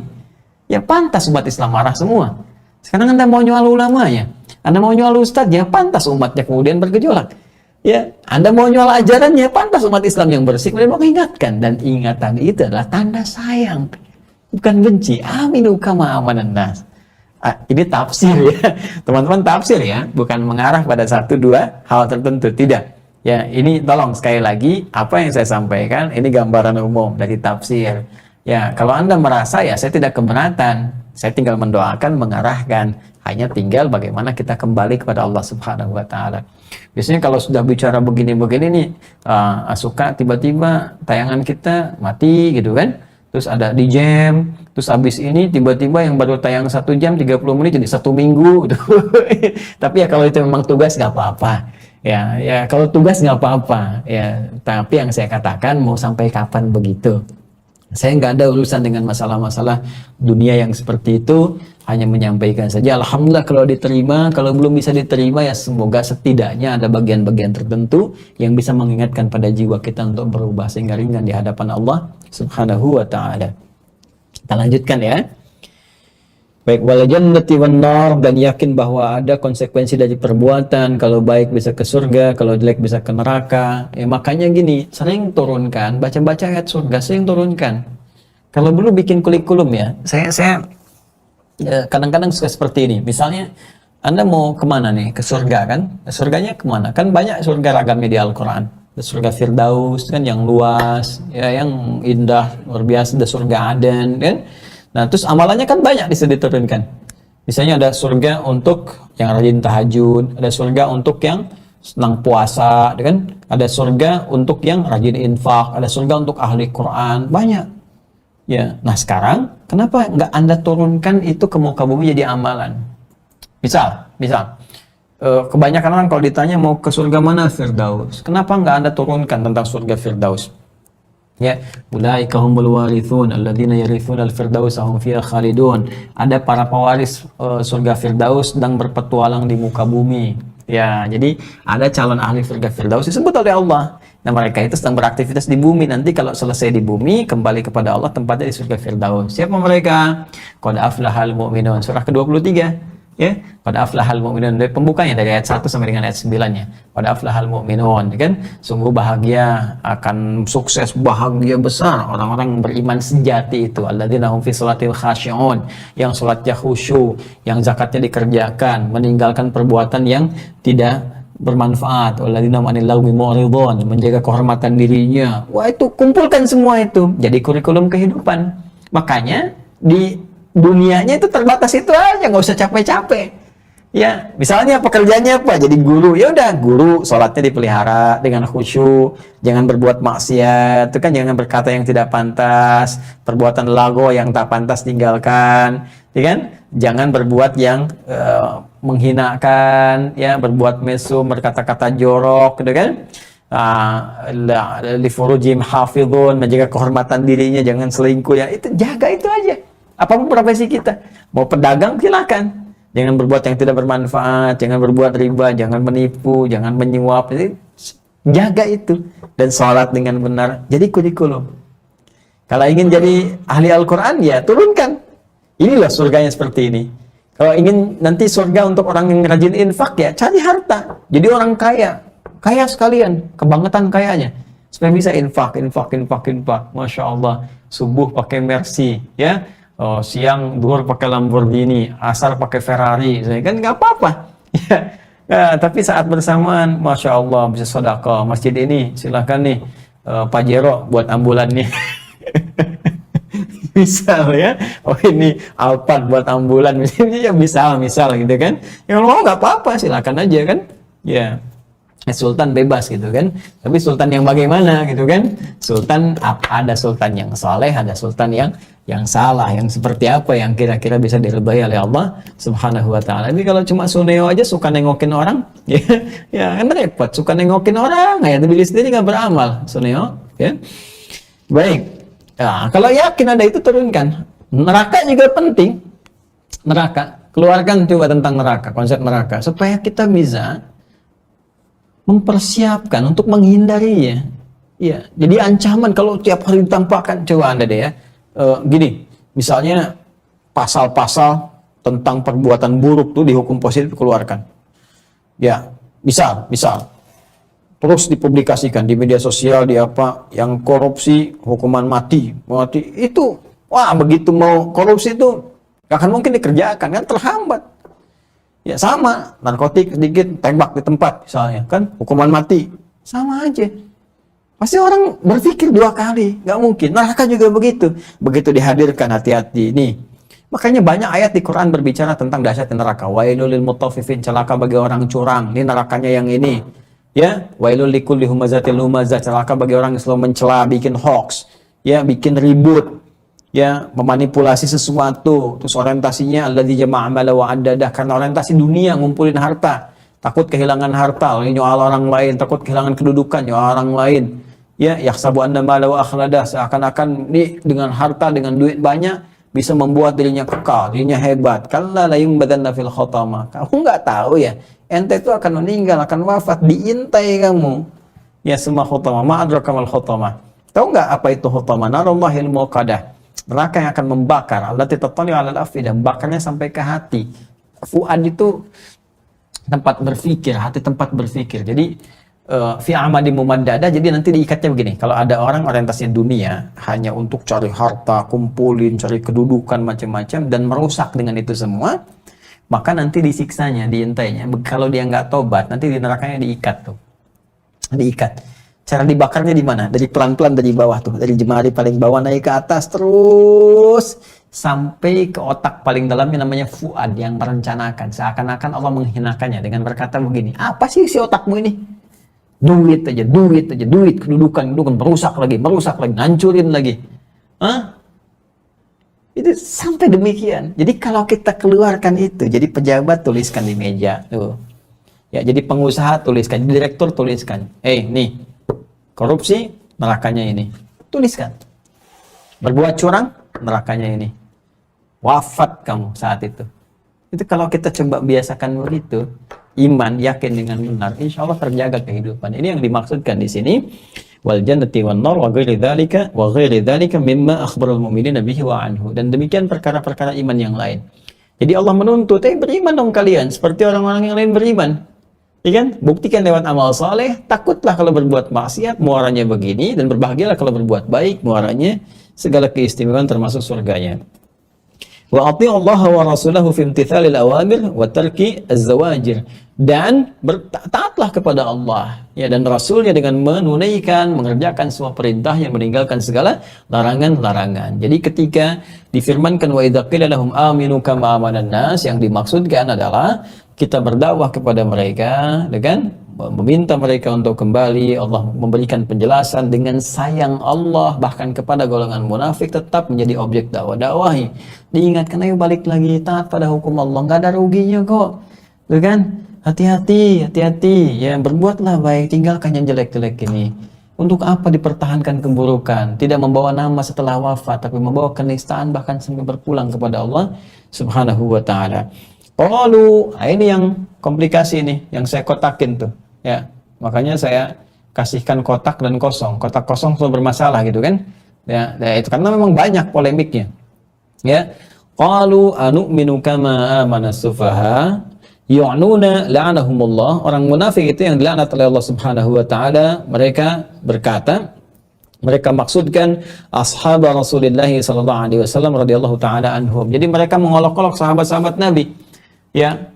Jadi mereka mengatakan, anu'minu kama amana sufaha, Muhammad sallallahu alaihi wasallam, apakah kami mesti beriman seperti imannya sahabat kamu yang bodoh-bodoh itu? Ya, mereka mencela sahabat-sahabat Nabi sallallahu alaihi wasallam. Mereka mencela sahabat-sahabat Nabi sallallahu alaihi wasallam. La'anahumullah, semoga Allah melaknat mereka semua, ya. Ibnu Katsir menyampaikan demikian. Jadi ini kan konteksnya diturunkan di masa Nabi sallallahu alaihi wasallam. Ya, tapi poin yang bisa kita ambil esensinya, ada komplikasi tinggi penyakit nifak sampai diingatkan pun balik mencela. Ya. Jadi kalau di dunia sekarang lah, kalau diingatkan, jangan berbuat seperti itu kan nggak baik. Gitu apa? Saya harus baik seperti orang yang bodoh-bodoh itu. Orang yang belum ngerti itu, orang yang masih masih padang pasir itu, orang masih unta itu. Muncul tuh kekinian. Ya, jadi ya selalu seperti itu. Masya Allah, ini mukjizat Al-Quran. Disampaikan 15 abad yang lalu, selalu tidak pernah terbatas oleh lekat waktu. Benar-benar terjadi. Dan kalau nampak seperti itu, kasih sayang Allah pun tetap diberikan. Melewati 15 abad, Allah tetap sayang supaya hambanya balik lagi. Gitu cara bacanya. Ya, dan bahasa-bahasanya seperti itu. Jadi kalau ada misalnya berita-berita baik, berita-berita ingatan, silakan cek aja. Kadang-kadang komentar-komentar itu selalu ada. Dan itu yang menandakan tafsir terbaik itu. Ya, tafsir terbaik. Walaupun Anda jarang baca Al-Quran misalnya, tapi kemudian mendapatkan seperti itu, tafsir yang paling bagus, orang terkena komplikasi penyakit nifak. Jadi kita lihat. Kemudian qalahu Abu al-Aliya was-Saddi, ya, berpendapat demikian Abu al-Aliya Imam as-Saddi, Ismail bin Abdurrahman as-Saddi, ini ulama besar tabi'in, ya, ahli hadis juga ahli tafsir. Imam as-Saddi punya tafsir as-Saddi. Ya, ini termasuk banyak dipuji oleh karangan para ulama dan termasuk Imam Ibnu Katsir rahimahullah mengambil manfaat atau pendapat dari Imam As-Saddi, namanya Ismail Ibnu Abdurrahman As-Saddi, Siddah di Asfahan. Itu disebut As-Saddi karena pernah ke kota Siddah ya di Asfahan. Asfahan sekarang Iran. Ya, dan pernah dituduh Syiah ya, wa tuhima bitasyayyu, pernah dituduh Syiah padahal ahli sunnah ya. Sepenting sampaikan ini supaya jalur sanad keulamaannya bisa diketahui. Jadi kalau si fulan belajar, si fulan lagi sampai sambung ke Rasulullah sallallahu alaihi wasallam. Bisa nadihi itu kan dengan sanadnya. As-Saddi punya sanad dari tafsirnya Ali bin Abbas, dari Ibnu Abbas radhiyallahu taala anhuma wa Ibnu Mas'ud, dan Ibnu Mas'ud radhiyallahu taala anhu wa ghairi wahidin minas sahabat, dan tidak hanya satu dari kalangan sahabat, maksudnya banyak. Wa bihi yaqulu Rabi' Ibnu Anas wa Abdurrahman Ibnu Zaid Ibnu Aslam wa ghairuhum yaqulun, dan banyak pula dari kalangan para sahabat dan banyak pula dari kalangan para ulama, mereka mengatakan anusiru nahnu haula'i bi manzilatin wahidah wa ala tariqatin wahidah wa hum sufaha. Nah, mereka mengatakan bahwa orang-orang munafik itu mengatakan, apakah kami mesti anusiru nahnu wa haula'i bi manzilatin wahidah, apakah kami ini kalangan elit mesti satu level dengan mereka? Nah, itu bahasa kitanya. Kita ini nggak level dengan mereka, masa disamakan dengan orang bodoh itu, ya? Nah, ini tafsirnya. Wa ala tariqatin wahidah wa hum sufaha. Masa disamakan dengan mereka levelnya sedangkan mereka orang bodoh? Nah, jadi kadang di kalangan mereka sendiri itu ada kesan yang tinggi. Jadi kalau sedang ngumpul-ngumpul, mereka nganggap itu kepada orang-orang yang tahajud, yang baca Quran, yang jilbaban bagus, yang baik, itu dianggapnya itu orang-orang sepele, orang-orang bodoh, orang-orang ketinggalan zaman. Nah, ini yang modern nih gini, milenial nih begini. Padahal tanpa sadar mereka yang bodoh gitu kan. Walakinna ya'lamun. Was-sufaha jam'u safih, li'anna al-hukama jam'u hakim wa khulama jam'u halim. Was-sufaha'u jam'u safihin. Ya, kata sufaha itu jamak dari kata safih, sin fa ya ha. Ya, seperti hukama jamak dari kata hakim, dan hulama jamak dari kata halim. Ya. Apa artinya safih? Teruskan dulu. Was-safihu, sedangkan ini maksud dengan safih al-jahil ad-dha'if ra'y al-qalil ma'rifah bi mawadhi'a al-masalih wal mudar. Ya, sedangkan yang dimaksud dengan safi itu al-jahil ad-dha'if ra'i. Jadi orang bodoh yang lemah akalnya. Ya, al-qalil ma'rifah, yang sedikit pengetahuannya. Jadi sufaha, as-sufaha, ya, sufaha, bismillah. As-sufaha jamak dari kata safi. Safi. Nah, ini disebut kumpulah di sini. Ya, al-jahil, bukan cuma bodoh. Bukan cuma bodoh. Al-jahil ad-dha'if. Ad-dha'if ra'yu. Ad-dha'if ra'yu. Kemudian al-qalil ma'rifah. Al-qalil ma'rifah. Oh, kumpul semua nih. Sudah bodoh, dhaif ra'i, lemah akal, qalil ma'rifah, sedikit pengetahuan, kumpulin tuh. Jadi emang ngejek banget. Ya emang kalau kita kumpulkan tipikal orang-orang munafik, kalau sudah komplikasi, banyak penyakit-penyakit hatinya itu merasanya tinggi. Makanya kembali ke Quran surah kedua Al-Baqarah di ayat 204 nanti sampai dengan 206 itu. Ya akan kelihatan tuh. Wa minan nasi may yu'jibuka qawluhu fil hayatid dunya wa yashhadullaha ala ma fi qalbihi wa huwa aladul khisam.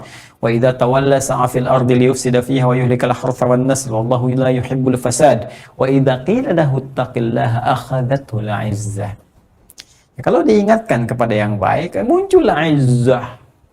Ya, muncul tuh nafsunya, keagungan dirinya, kehebatannya. Nah, mereka siapa sih? Orang-orang kayak gini, orang nggak ngerti. Orang-orang macam-macam lah disebutnya. Ya itulah, kumpul lah. Karena saya pun nggak sanggup mengucapkannya ini. Sufaha, bahasa Qurannya orang-orang dulu mengatakan sufaha tuh. Yang bodoh itu sedikit pengetahuannya, nggak ngerti anak modern sekarang, nggak ngerti gini, nggak ngerti ini, mereka golongan eksklusif.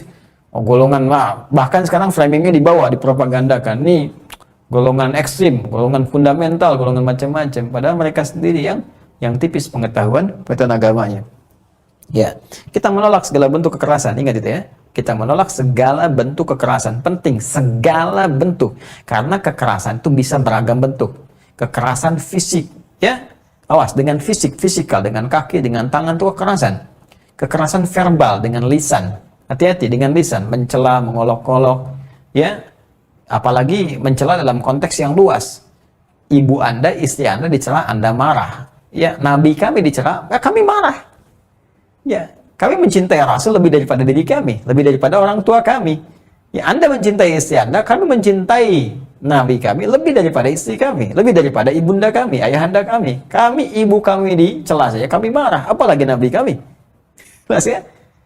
Anda punya persoalan dengan tetangga Anda marah. Anda punya persoalan dengan semua orang Islam semuka bumi, ya pantas semua orang Islam marah. Itu cara berpikir harus mengerti. Ya, kita tidak sepakat dengan semua jenis kekerasan. Baik, hal-hal yang keras, pemenggalan, pembunuhan dan sebagainya, kita sepakat. Ya, itu sesuatu yang harus diperbaiki. Tapi kita pun mesti memahami juga bahwa apa yang dikerjakan itu adalah pemantik kekerasan dengan cara yang keras juga. Ya, mengolok-olok Nabi kami, menggambar dengan karikatur, dengan itu bentuk kekerasan yang melukai pada jiwa kami, pada hati kami. Ya, jadi kalau misalnya tidak ingin ada reaksi, jangan berbuat aksi. Itu sebagai bentuk kekerasan. Kalau Anda ingin dihargai dengan hukum Anda, maka Anda pun harus menghargai hukum orang lain. Anda ingin dihargai dengan pendapat Anda mesti menghargai pendapat orang lain. Tidak ada kebebasan mutlak.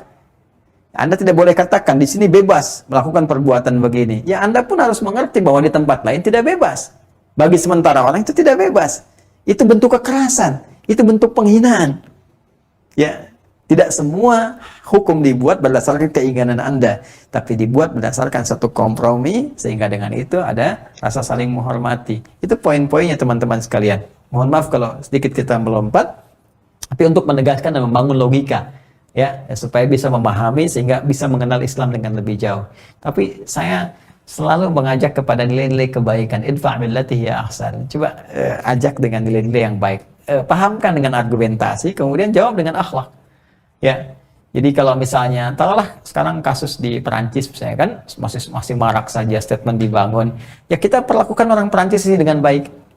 Ya, kalau ada orang Perancis kita bantu kirimkan makanan, ya, kemudian kirimkan yang baik-baik, sapa dengan baik, dijamu kalau bisa dengan makanan, ya, undang, tampilkan yang baik supaya mengerti. Kalau ditanya kenapa Anda berbuat begini, katakan Nabi kami lah yang memerintahkan kami berbuat seperti ini. Ya, Nabi kami yang presiden Anda salah tangkap itu yang memberikan kami ajaran seperti ini. Nabi kami yang orang banyak Islamofobia dengan mencelanya itu yang memerintahkan kami menjamu seperti berbuat baik seperti ini. Tampilkan kemuliaan itu. Ya. Nah, ini orang-orang munafik selalu menganggap dirinya lebih hebat. Ya, lebih baik, lebih pintar, ya, lebih segalanya sehingga menilai orang-orang itu benar menampilkan imannya sebagai orang-orang bodoh. Baik. Di Quran yang lemah gitu kan, yang kurang pengetahuan sedikit itu juga disebutkan saya di surat An-Nisa, wala tu'tus sufaha amwalakum allati ja'alallahu lakum qiyamah. Jangan titipkan harta benda kepada orang-orang yang masih lemah akalnya, lemah pengetahuannya, masih belum bisa bedakan berapa nilai itu, seperti anak-anak kecil. Jadi kalau Anda punya harta banyak, janganlah diberikan terlalu banyak pada anak-anak kecil. Ya, anak-anak KB misalnya kan, mau sekolah ke KB dikasih bekal 1 juta ya kan. Ya, padahal dia aja belum bisa bedakan 100.000 dengan 1.000. Ya, itu yang berlebihan. Jadi itu kata sufaha. Ala innahum humus sufaha fa'akkada wa hasara safaha fihim walakin la ya'lamun, yani wa min tamami jahlihim annahum la ya'lamuna bihalihim fid dhalala wal jahli wa dhalika arda lahum wa ablagh fil ama wal bu'di anil huda. Kan? Ala innahum humus sufaha, lantas Allah langsung membantah. Yang bantah langsung Allah. Nah, jadi kalau kita diolok-olok oleh orang munafik, ya gak usah terlalu repot balas ngolok lah. Yang mereka sudah diolok-olok oleh Allah, ngapain kita ngolok-ngolok lagi? Ya, kalau kita dicela oleh orang munafik, gak usah marah. Gak usah marah. Ya, Allah sudah membela kita. Allah aja sudah mengolok-olok mereka. Kalau sudah diolok-olok Allah, sudah cukup. Udah cukup. Ngapain kita sibuk-sibuk capek-capek? Makanya nanti di Quran surah keempat An-Nisa ayat 140, kalau kita menyaksikan ada orang munafik ini sedang beraksi gitu ya, nah itu diamin aja. Wa qad nazzala 'alaikum fil kitab, Quran surah keempat An-Nisa ayat 140. Di mushaf standar paling kiri sebelah bawah. Wa qad nazzala 'alaikum fil kitab, telah tetap ketentuan dalam Al-Qur'an. An idza sami'tum ayatillahi yukfaru biha wa yustahza'u biha. Kalau Anda mendengar, menyaksikan, kan? Anda mendengar ada ayat-ayat Allah diingkari atau diolok-olok. Tuh. Yang seperti saya sampaikan di pertemuan-pertemuan lalu. Ayat-ayat Allah itu bisa dari Al-Qur'an, bisa keterangan Nabi sallallahu alaihi wasallam. Karena apa yang Nabi sampaikan bukan keinginan pribadinya, tapi petunjuk Allah. Wa ma yantiqu 'anil hawa in huwa illa wahyu yuha, di surat An-Najm itu, ya.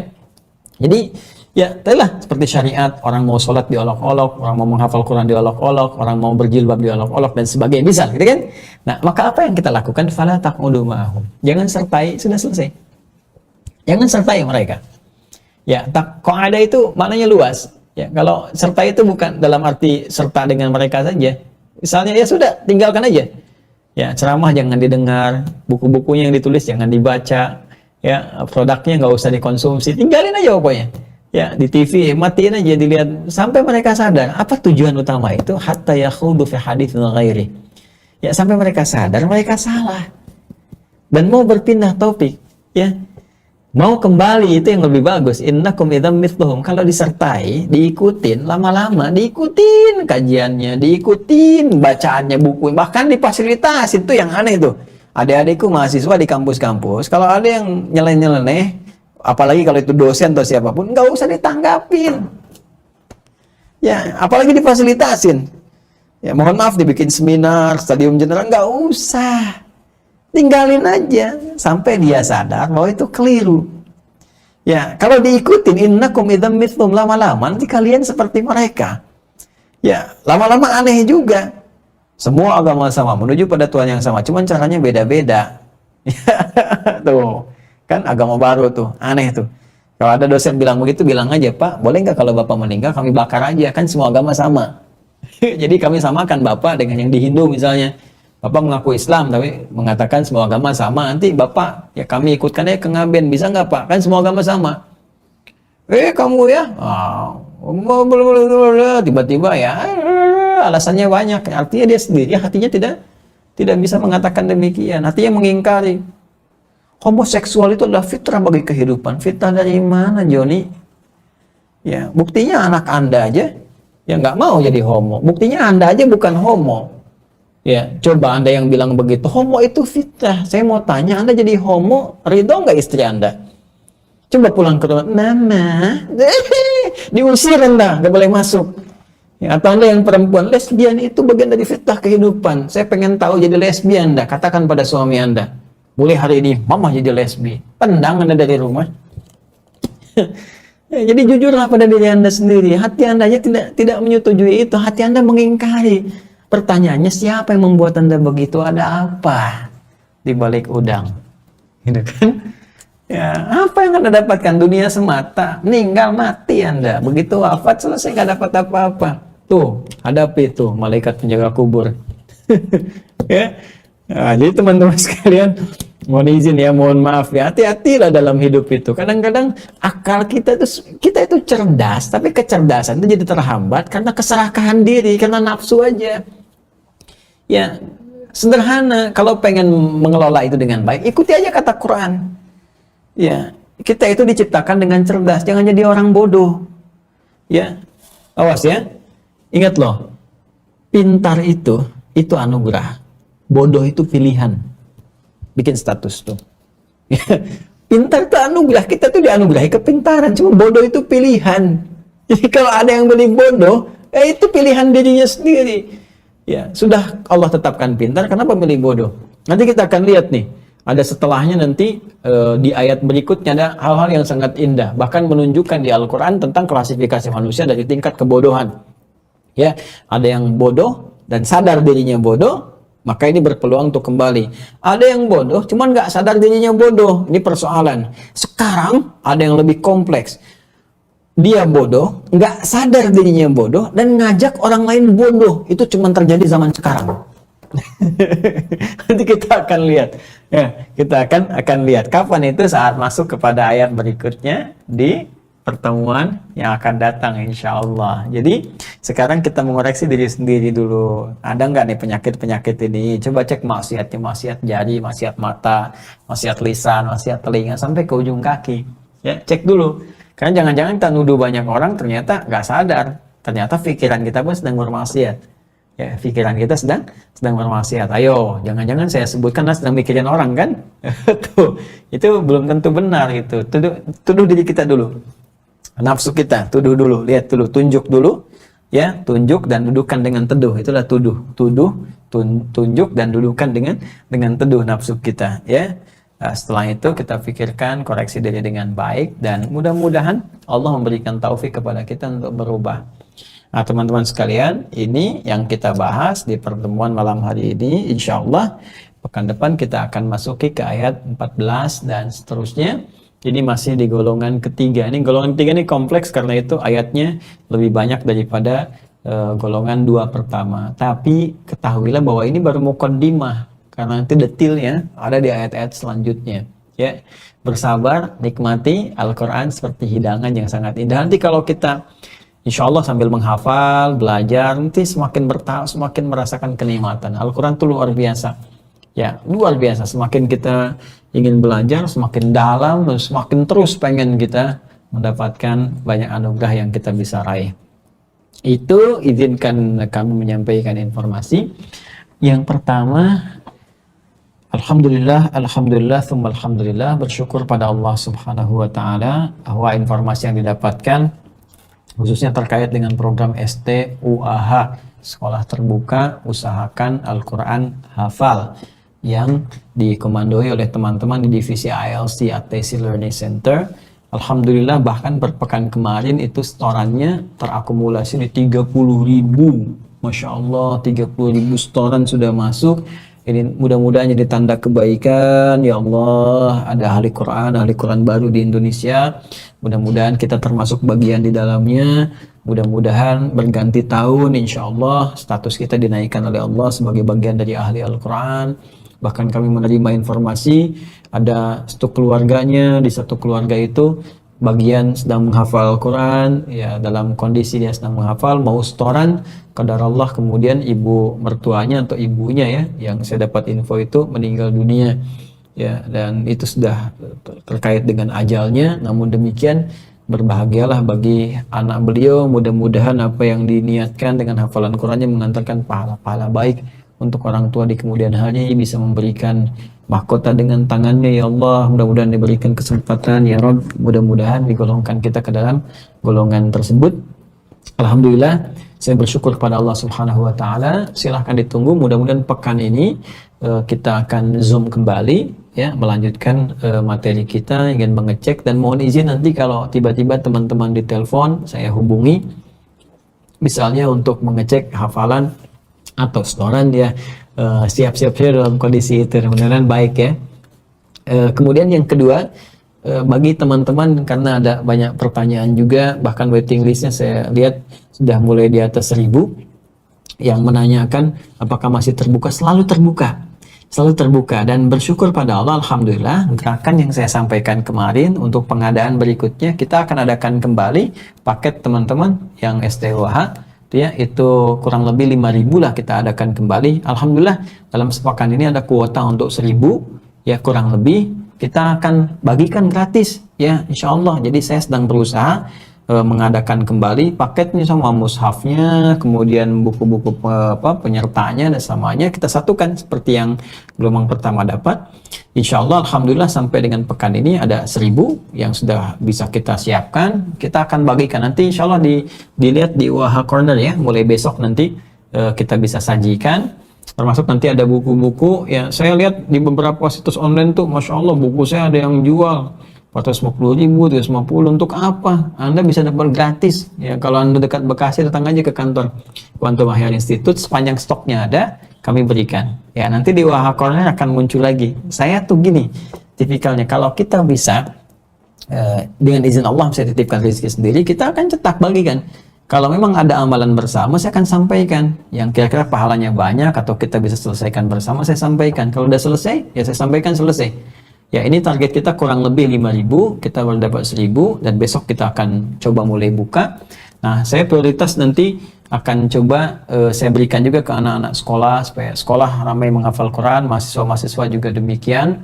Nanti insya Allah kita juga akan teruskan cetak di akhir bulan ini di khusus perangkat nanti buku yang pendamping digital 5.000 lagi. Kalau itu nanti insya Allah sudah siap. Ya, jadi Anda tinggal terima gratis saja dengan izin Allah Subhanahu wa taala, ya.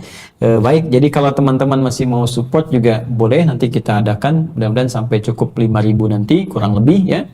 Dan nanti kita bisa sebarkan dan dengan izin Allah mudah-mudahan mendapat tambahan dari ahli Quran yang baru. Bagi yang di luar negeri bersabar, insya Allah dalam waktu dekat ini sedang disempurnakan terus, ya. Saya pantau karena saya tanya hampir tiap hari, saya tanyakan gimana progresnya untuk yang di luar, karena ini kita nggak sembarangan, kita ada sistem, ya. Sistem ini nanti terintegrasikan bukan hanya aplikasinya, tapi nanti sistem monitoringnya bagaimana, siapa yang tanggung jawab setiap negara.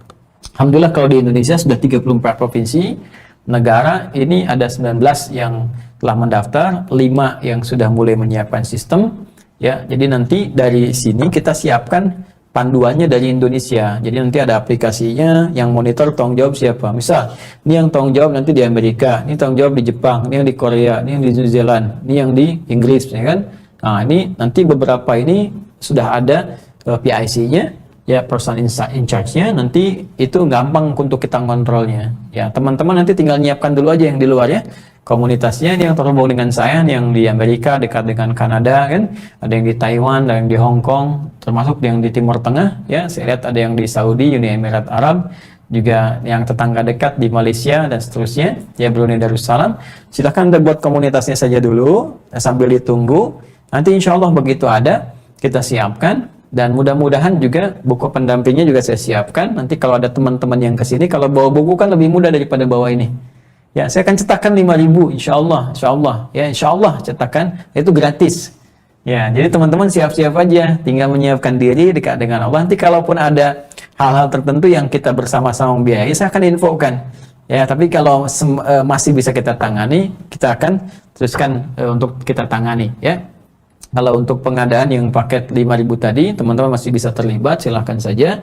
Saya mungkin batasi sampai akhir bulan ini. Setelah itu kita coba maksimalkan untuk pengerjaan. Jadi sambil ada, langsung kita publish, langsung kita teruskan kembali. Kemudian yang terakhir, saya mohon maaf harus menyampaikan ini. Saya dapat info dari kawan-kawan apa yang saya tegaskan di pertemuan lalu. Mohon izin teman-teman semuanya. Dan mohon berkenan, ya, mudah-mudahan saya bisa baik menyampaikannya. Jadi ini ada sesuatu yang kurang berkenan, kurang baik. Saya mohon izin untuk meninggalkan segala perbuatan-perbuatan itu. Kadang-kadang ada yang bikin akun-akun, ya, di Telegram misalnya, atau juga bahkan di Facebook, di IG itu menyertakan nama saya misalnya, ya, atau bahkan logo-logo dicantumkan. Kemudian dari situ bukan hanya menampilkan ceramah atau apa, tapi lebih juga ada yang minta donasi, minta macam-macam. Itu demi Allah saya katakan saya tidak terlibat seperti itu.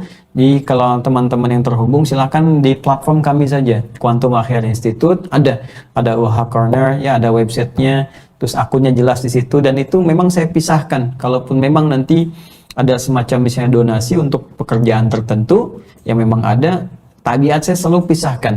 Ya, misalnya yang ini loh, ini untuk Quran misalnya, untuk paketnya, yang ini untuk misalnya pesantren, untuk apa, sehingga tidak menyatu satu tempat dan kita tidak bisa pisahkan pertanggungjawabannya. Ya, kalau tidak ada apapun, kami biasanya tidak support apapun, biarkan sih seperti itu. Dan kita diaudit, kita ada KAP-nya, ya, audit independennya, di secara hukum negara kita juga benar. Kemudian pertanggungjawaban kepada Allah Subhanahu wa taala kita bisa jadikan juga tertata dengan rapi. Jadi saya mohon kepada teman-teman yang membawa nama saya dan sebagainya, terutama mengambil akun-akun tertentu, itu tidak akan berkah, ya, tidak akan berkah sekalipun Anda gunakan pada yang baik, ya. Kemudian yang kedua, nah ini nih yang saya katakan kemarin, ada juga yang menampilkan nama saya, bahkan foto saya di produk herbal, ya, di produk herbal nih. Jadi ada yang apa nih, kostul hindi herbal, ada foto saya di sininya, terus jualan gitu kan. Allahu Akbar. Saya mohon ya pada teman-teman sekalian, tolong hentikan ini. saya tidak terlibat sedikit pun, saya tidak tahu menahu, ini pelanggaran, sebetulnya di hukum positif ini kriminal ini. Ya ini tidak boleh, kalau saya tuntut ini bisa berbahaya, tapi saya lebih senang memberi nasihat. Anda mengambil foto tanpa izin, ya, kemudian kasih narasi yang tidak saya sampaikan juga. Nah, hanya untuk mengambil bagian-bagian dunia yang mungkin ya tidak ada keberkahannya, sekali tidak ada keberkahannya. Jadi jangan dilakukan, termasuk mengambil suara-suara saya. Ingat ya, herbal pH 7 yang saya riset selama berbulan-bulan, bahkan koordinasi dengan peneliti, bahkan saya siapin sendiri dengan teman-teman wudhu apa. Saya nggak pernah jualan karena niat saya memperkenalkan ya apa yang pernah Nabi tunjukkan, isyaratkan. Dan itu risetnya nggak main-main, ada caranya, ada macam-macamnya. Bukan yang tersebar sekarang banyak ini dengan narasi-narasi seperti itu, tidak. Ya khawatirnya nanti ada salah di situ, kemudian ada salah penggunaan dan sebagainya, maka saya tidak bertanggung jawab dari semua itu semua. Ya, yang terkait Anda ada perlu apa-apa, silahkan sampaikan ke kantor. Jadi selama ini kita ada prosedur.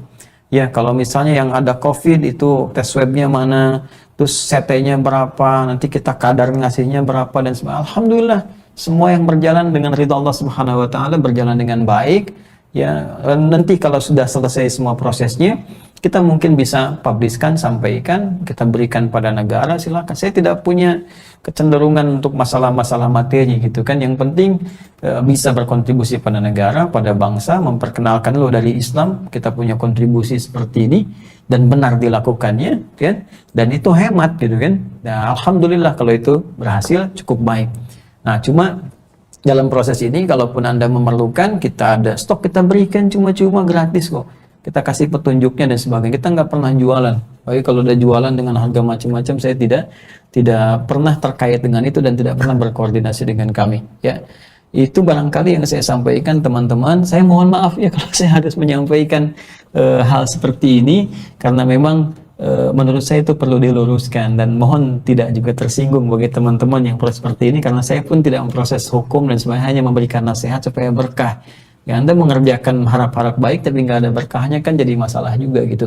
Ya, mohon maafkan saya kalau kurang berkenan. Semoga Allah meridai apa yang kita lakukan dan semoga tetap kita dalam koridor yang dibenarkan secara syariat. Saya kira itu. Terima kasih atas perhatian teman-teman semua. Sekali lagi, ini sudah masuk ke malam Jumat, ke sunnah-sunnah Jumat. Kita hidupkan dengan surah Al-Kahf, salawat pada Rasulullah SAW, ya. Di bulan Rabiul Awal kita perbanyak salawat kepada Nabi SAW, kemudian banyak istighfar dan mudah-mudahan amalan kita diterima. Terima kasih. Allahumma taqabbal minna innaka antas samiul alim. وتب علينا إنك أنت التواب الرحيم اللهم اجعلنا من أهل القرآن واجعل القرآن صاحبا لنا في الدنيا وشفيعا لنا في الآخرة يا أرحم الراحمين اللهم اجعلنا من المخلصين يا الله كما تحب وترضى اللهم ربنا آتنا في الدنيا حسنة وفي الآخرة حسنة وقنا عذاب النار بفضلك سبحان ربك رب العزة عما يصفون وسلام على المرسلين وآخر دعوانا سبحانك اللهم وبحمدك نشهد أن لا إله إلا أنت نستغفرك ونتوب إليك وصلى الله على سيدنا محمد وعلى آله وصحبه وذريته أمته إلى يوم الدين والحمد لله رب العالمين. Assalamualaikum warahmatullahi wabarakatuh.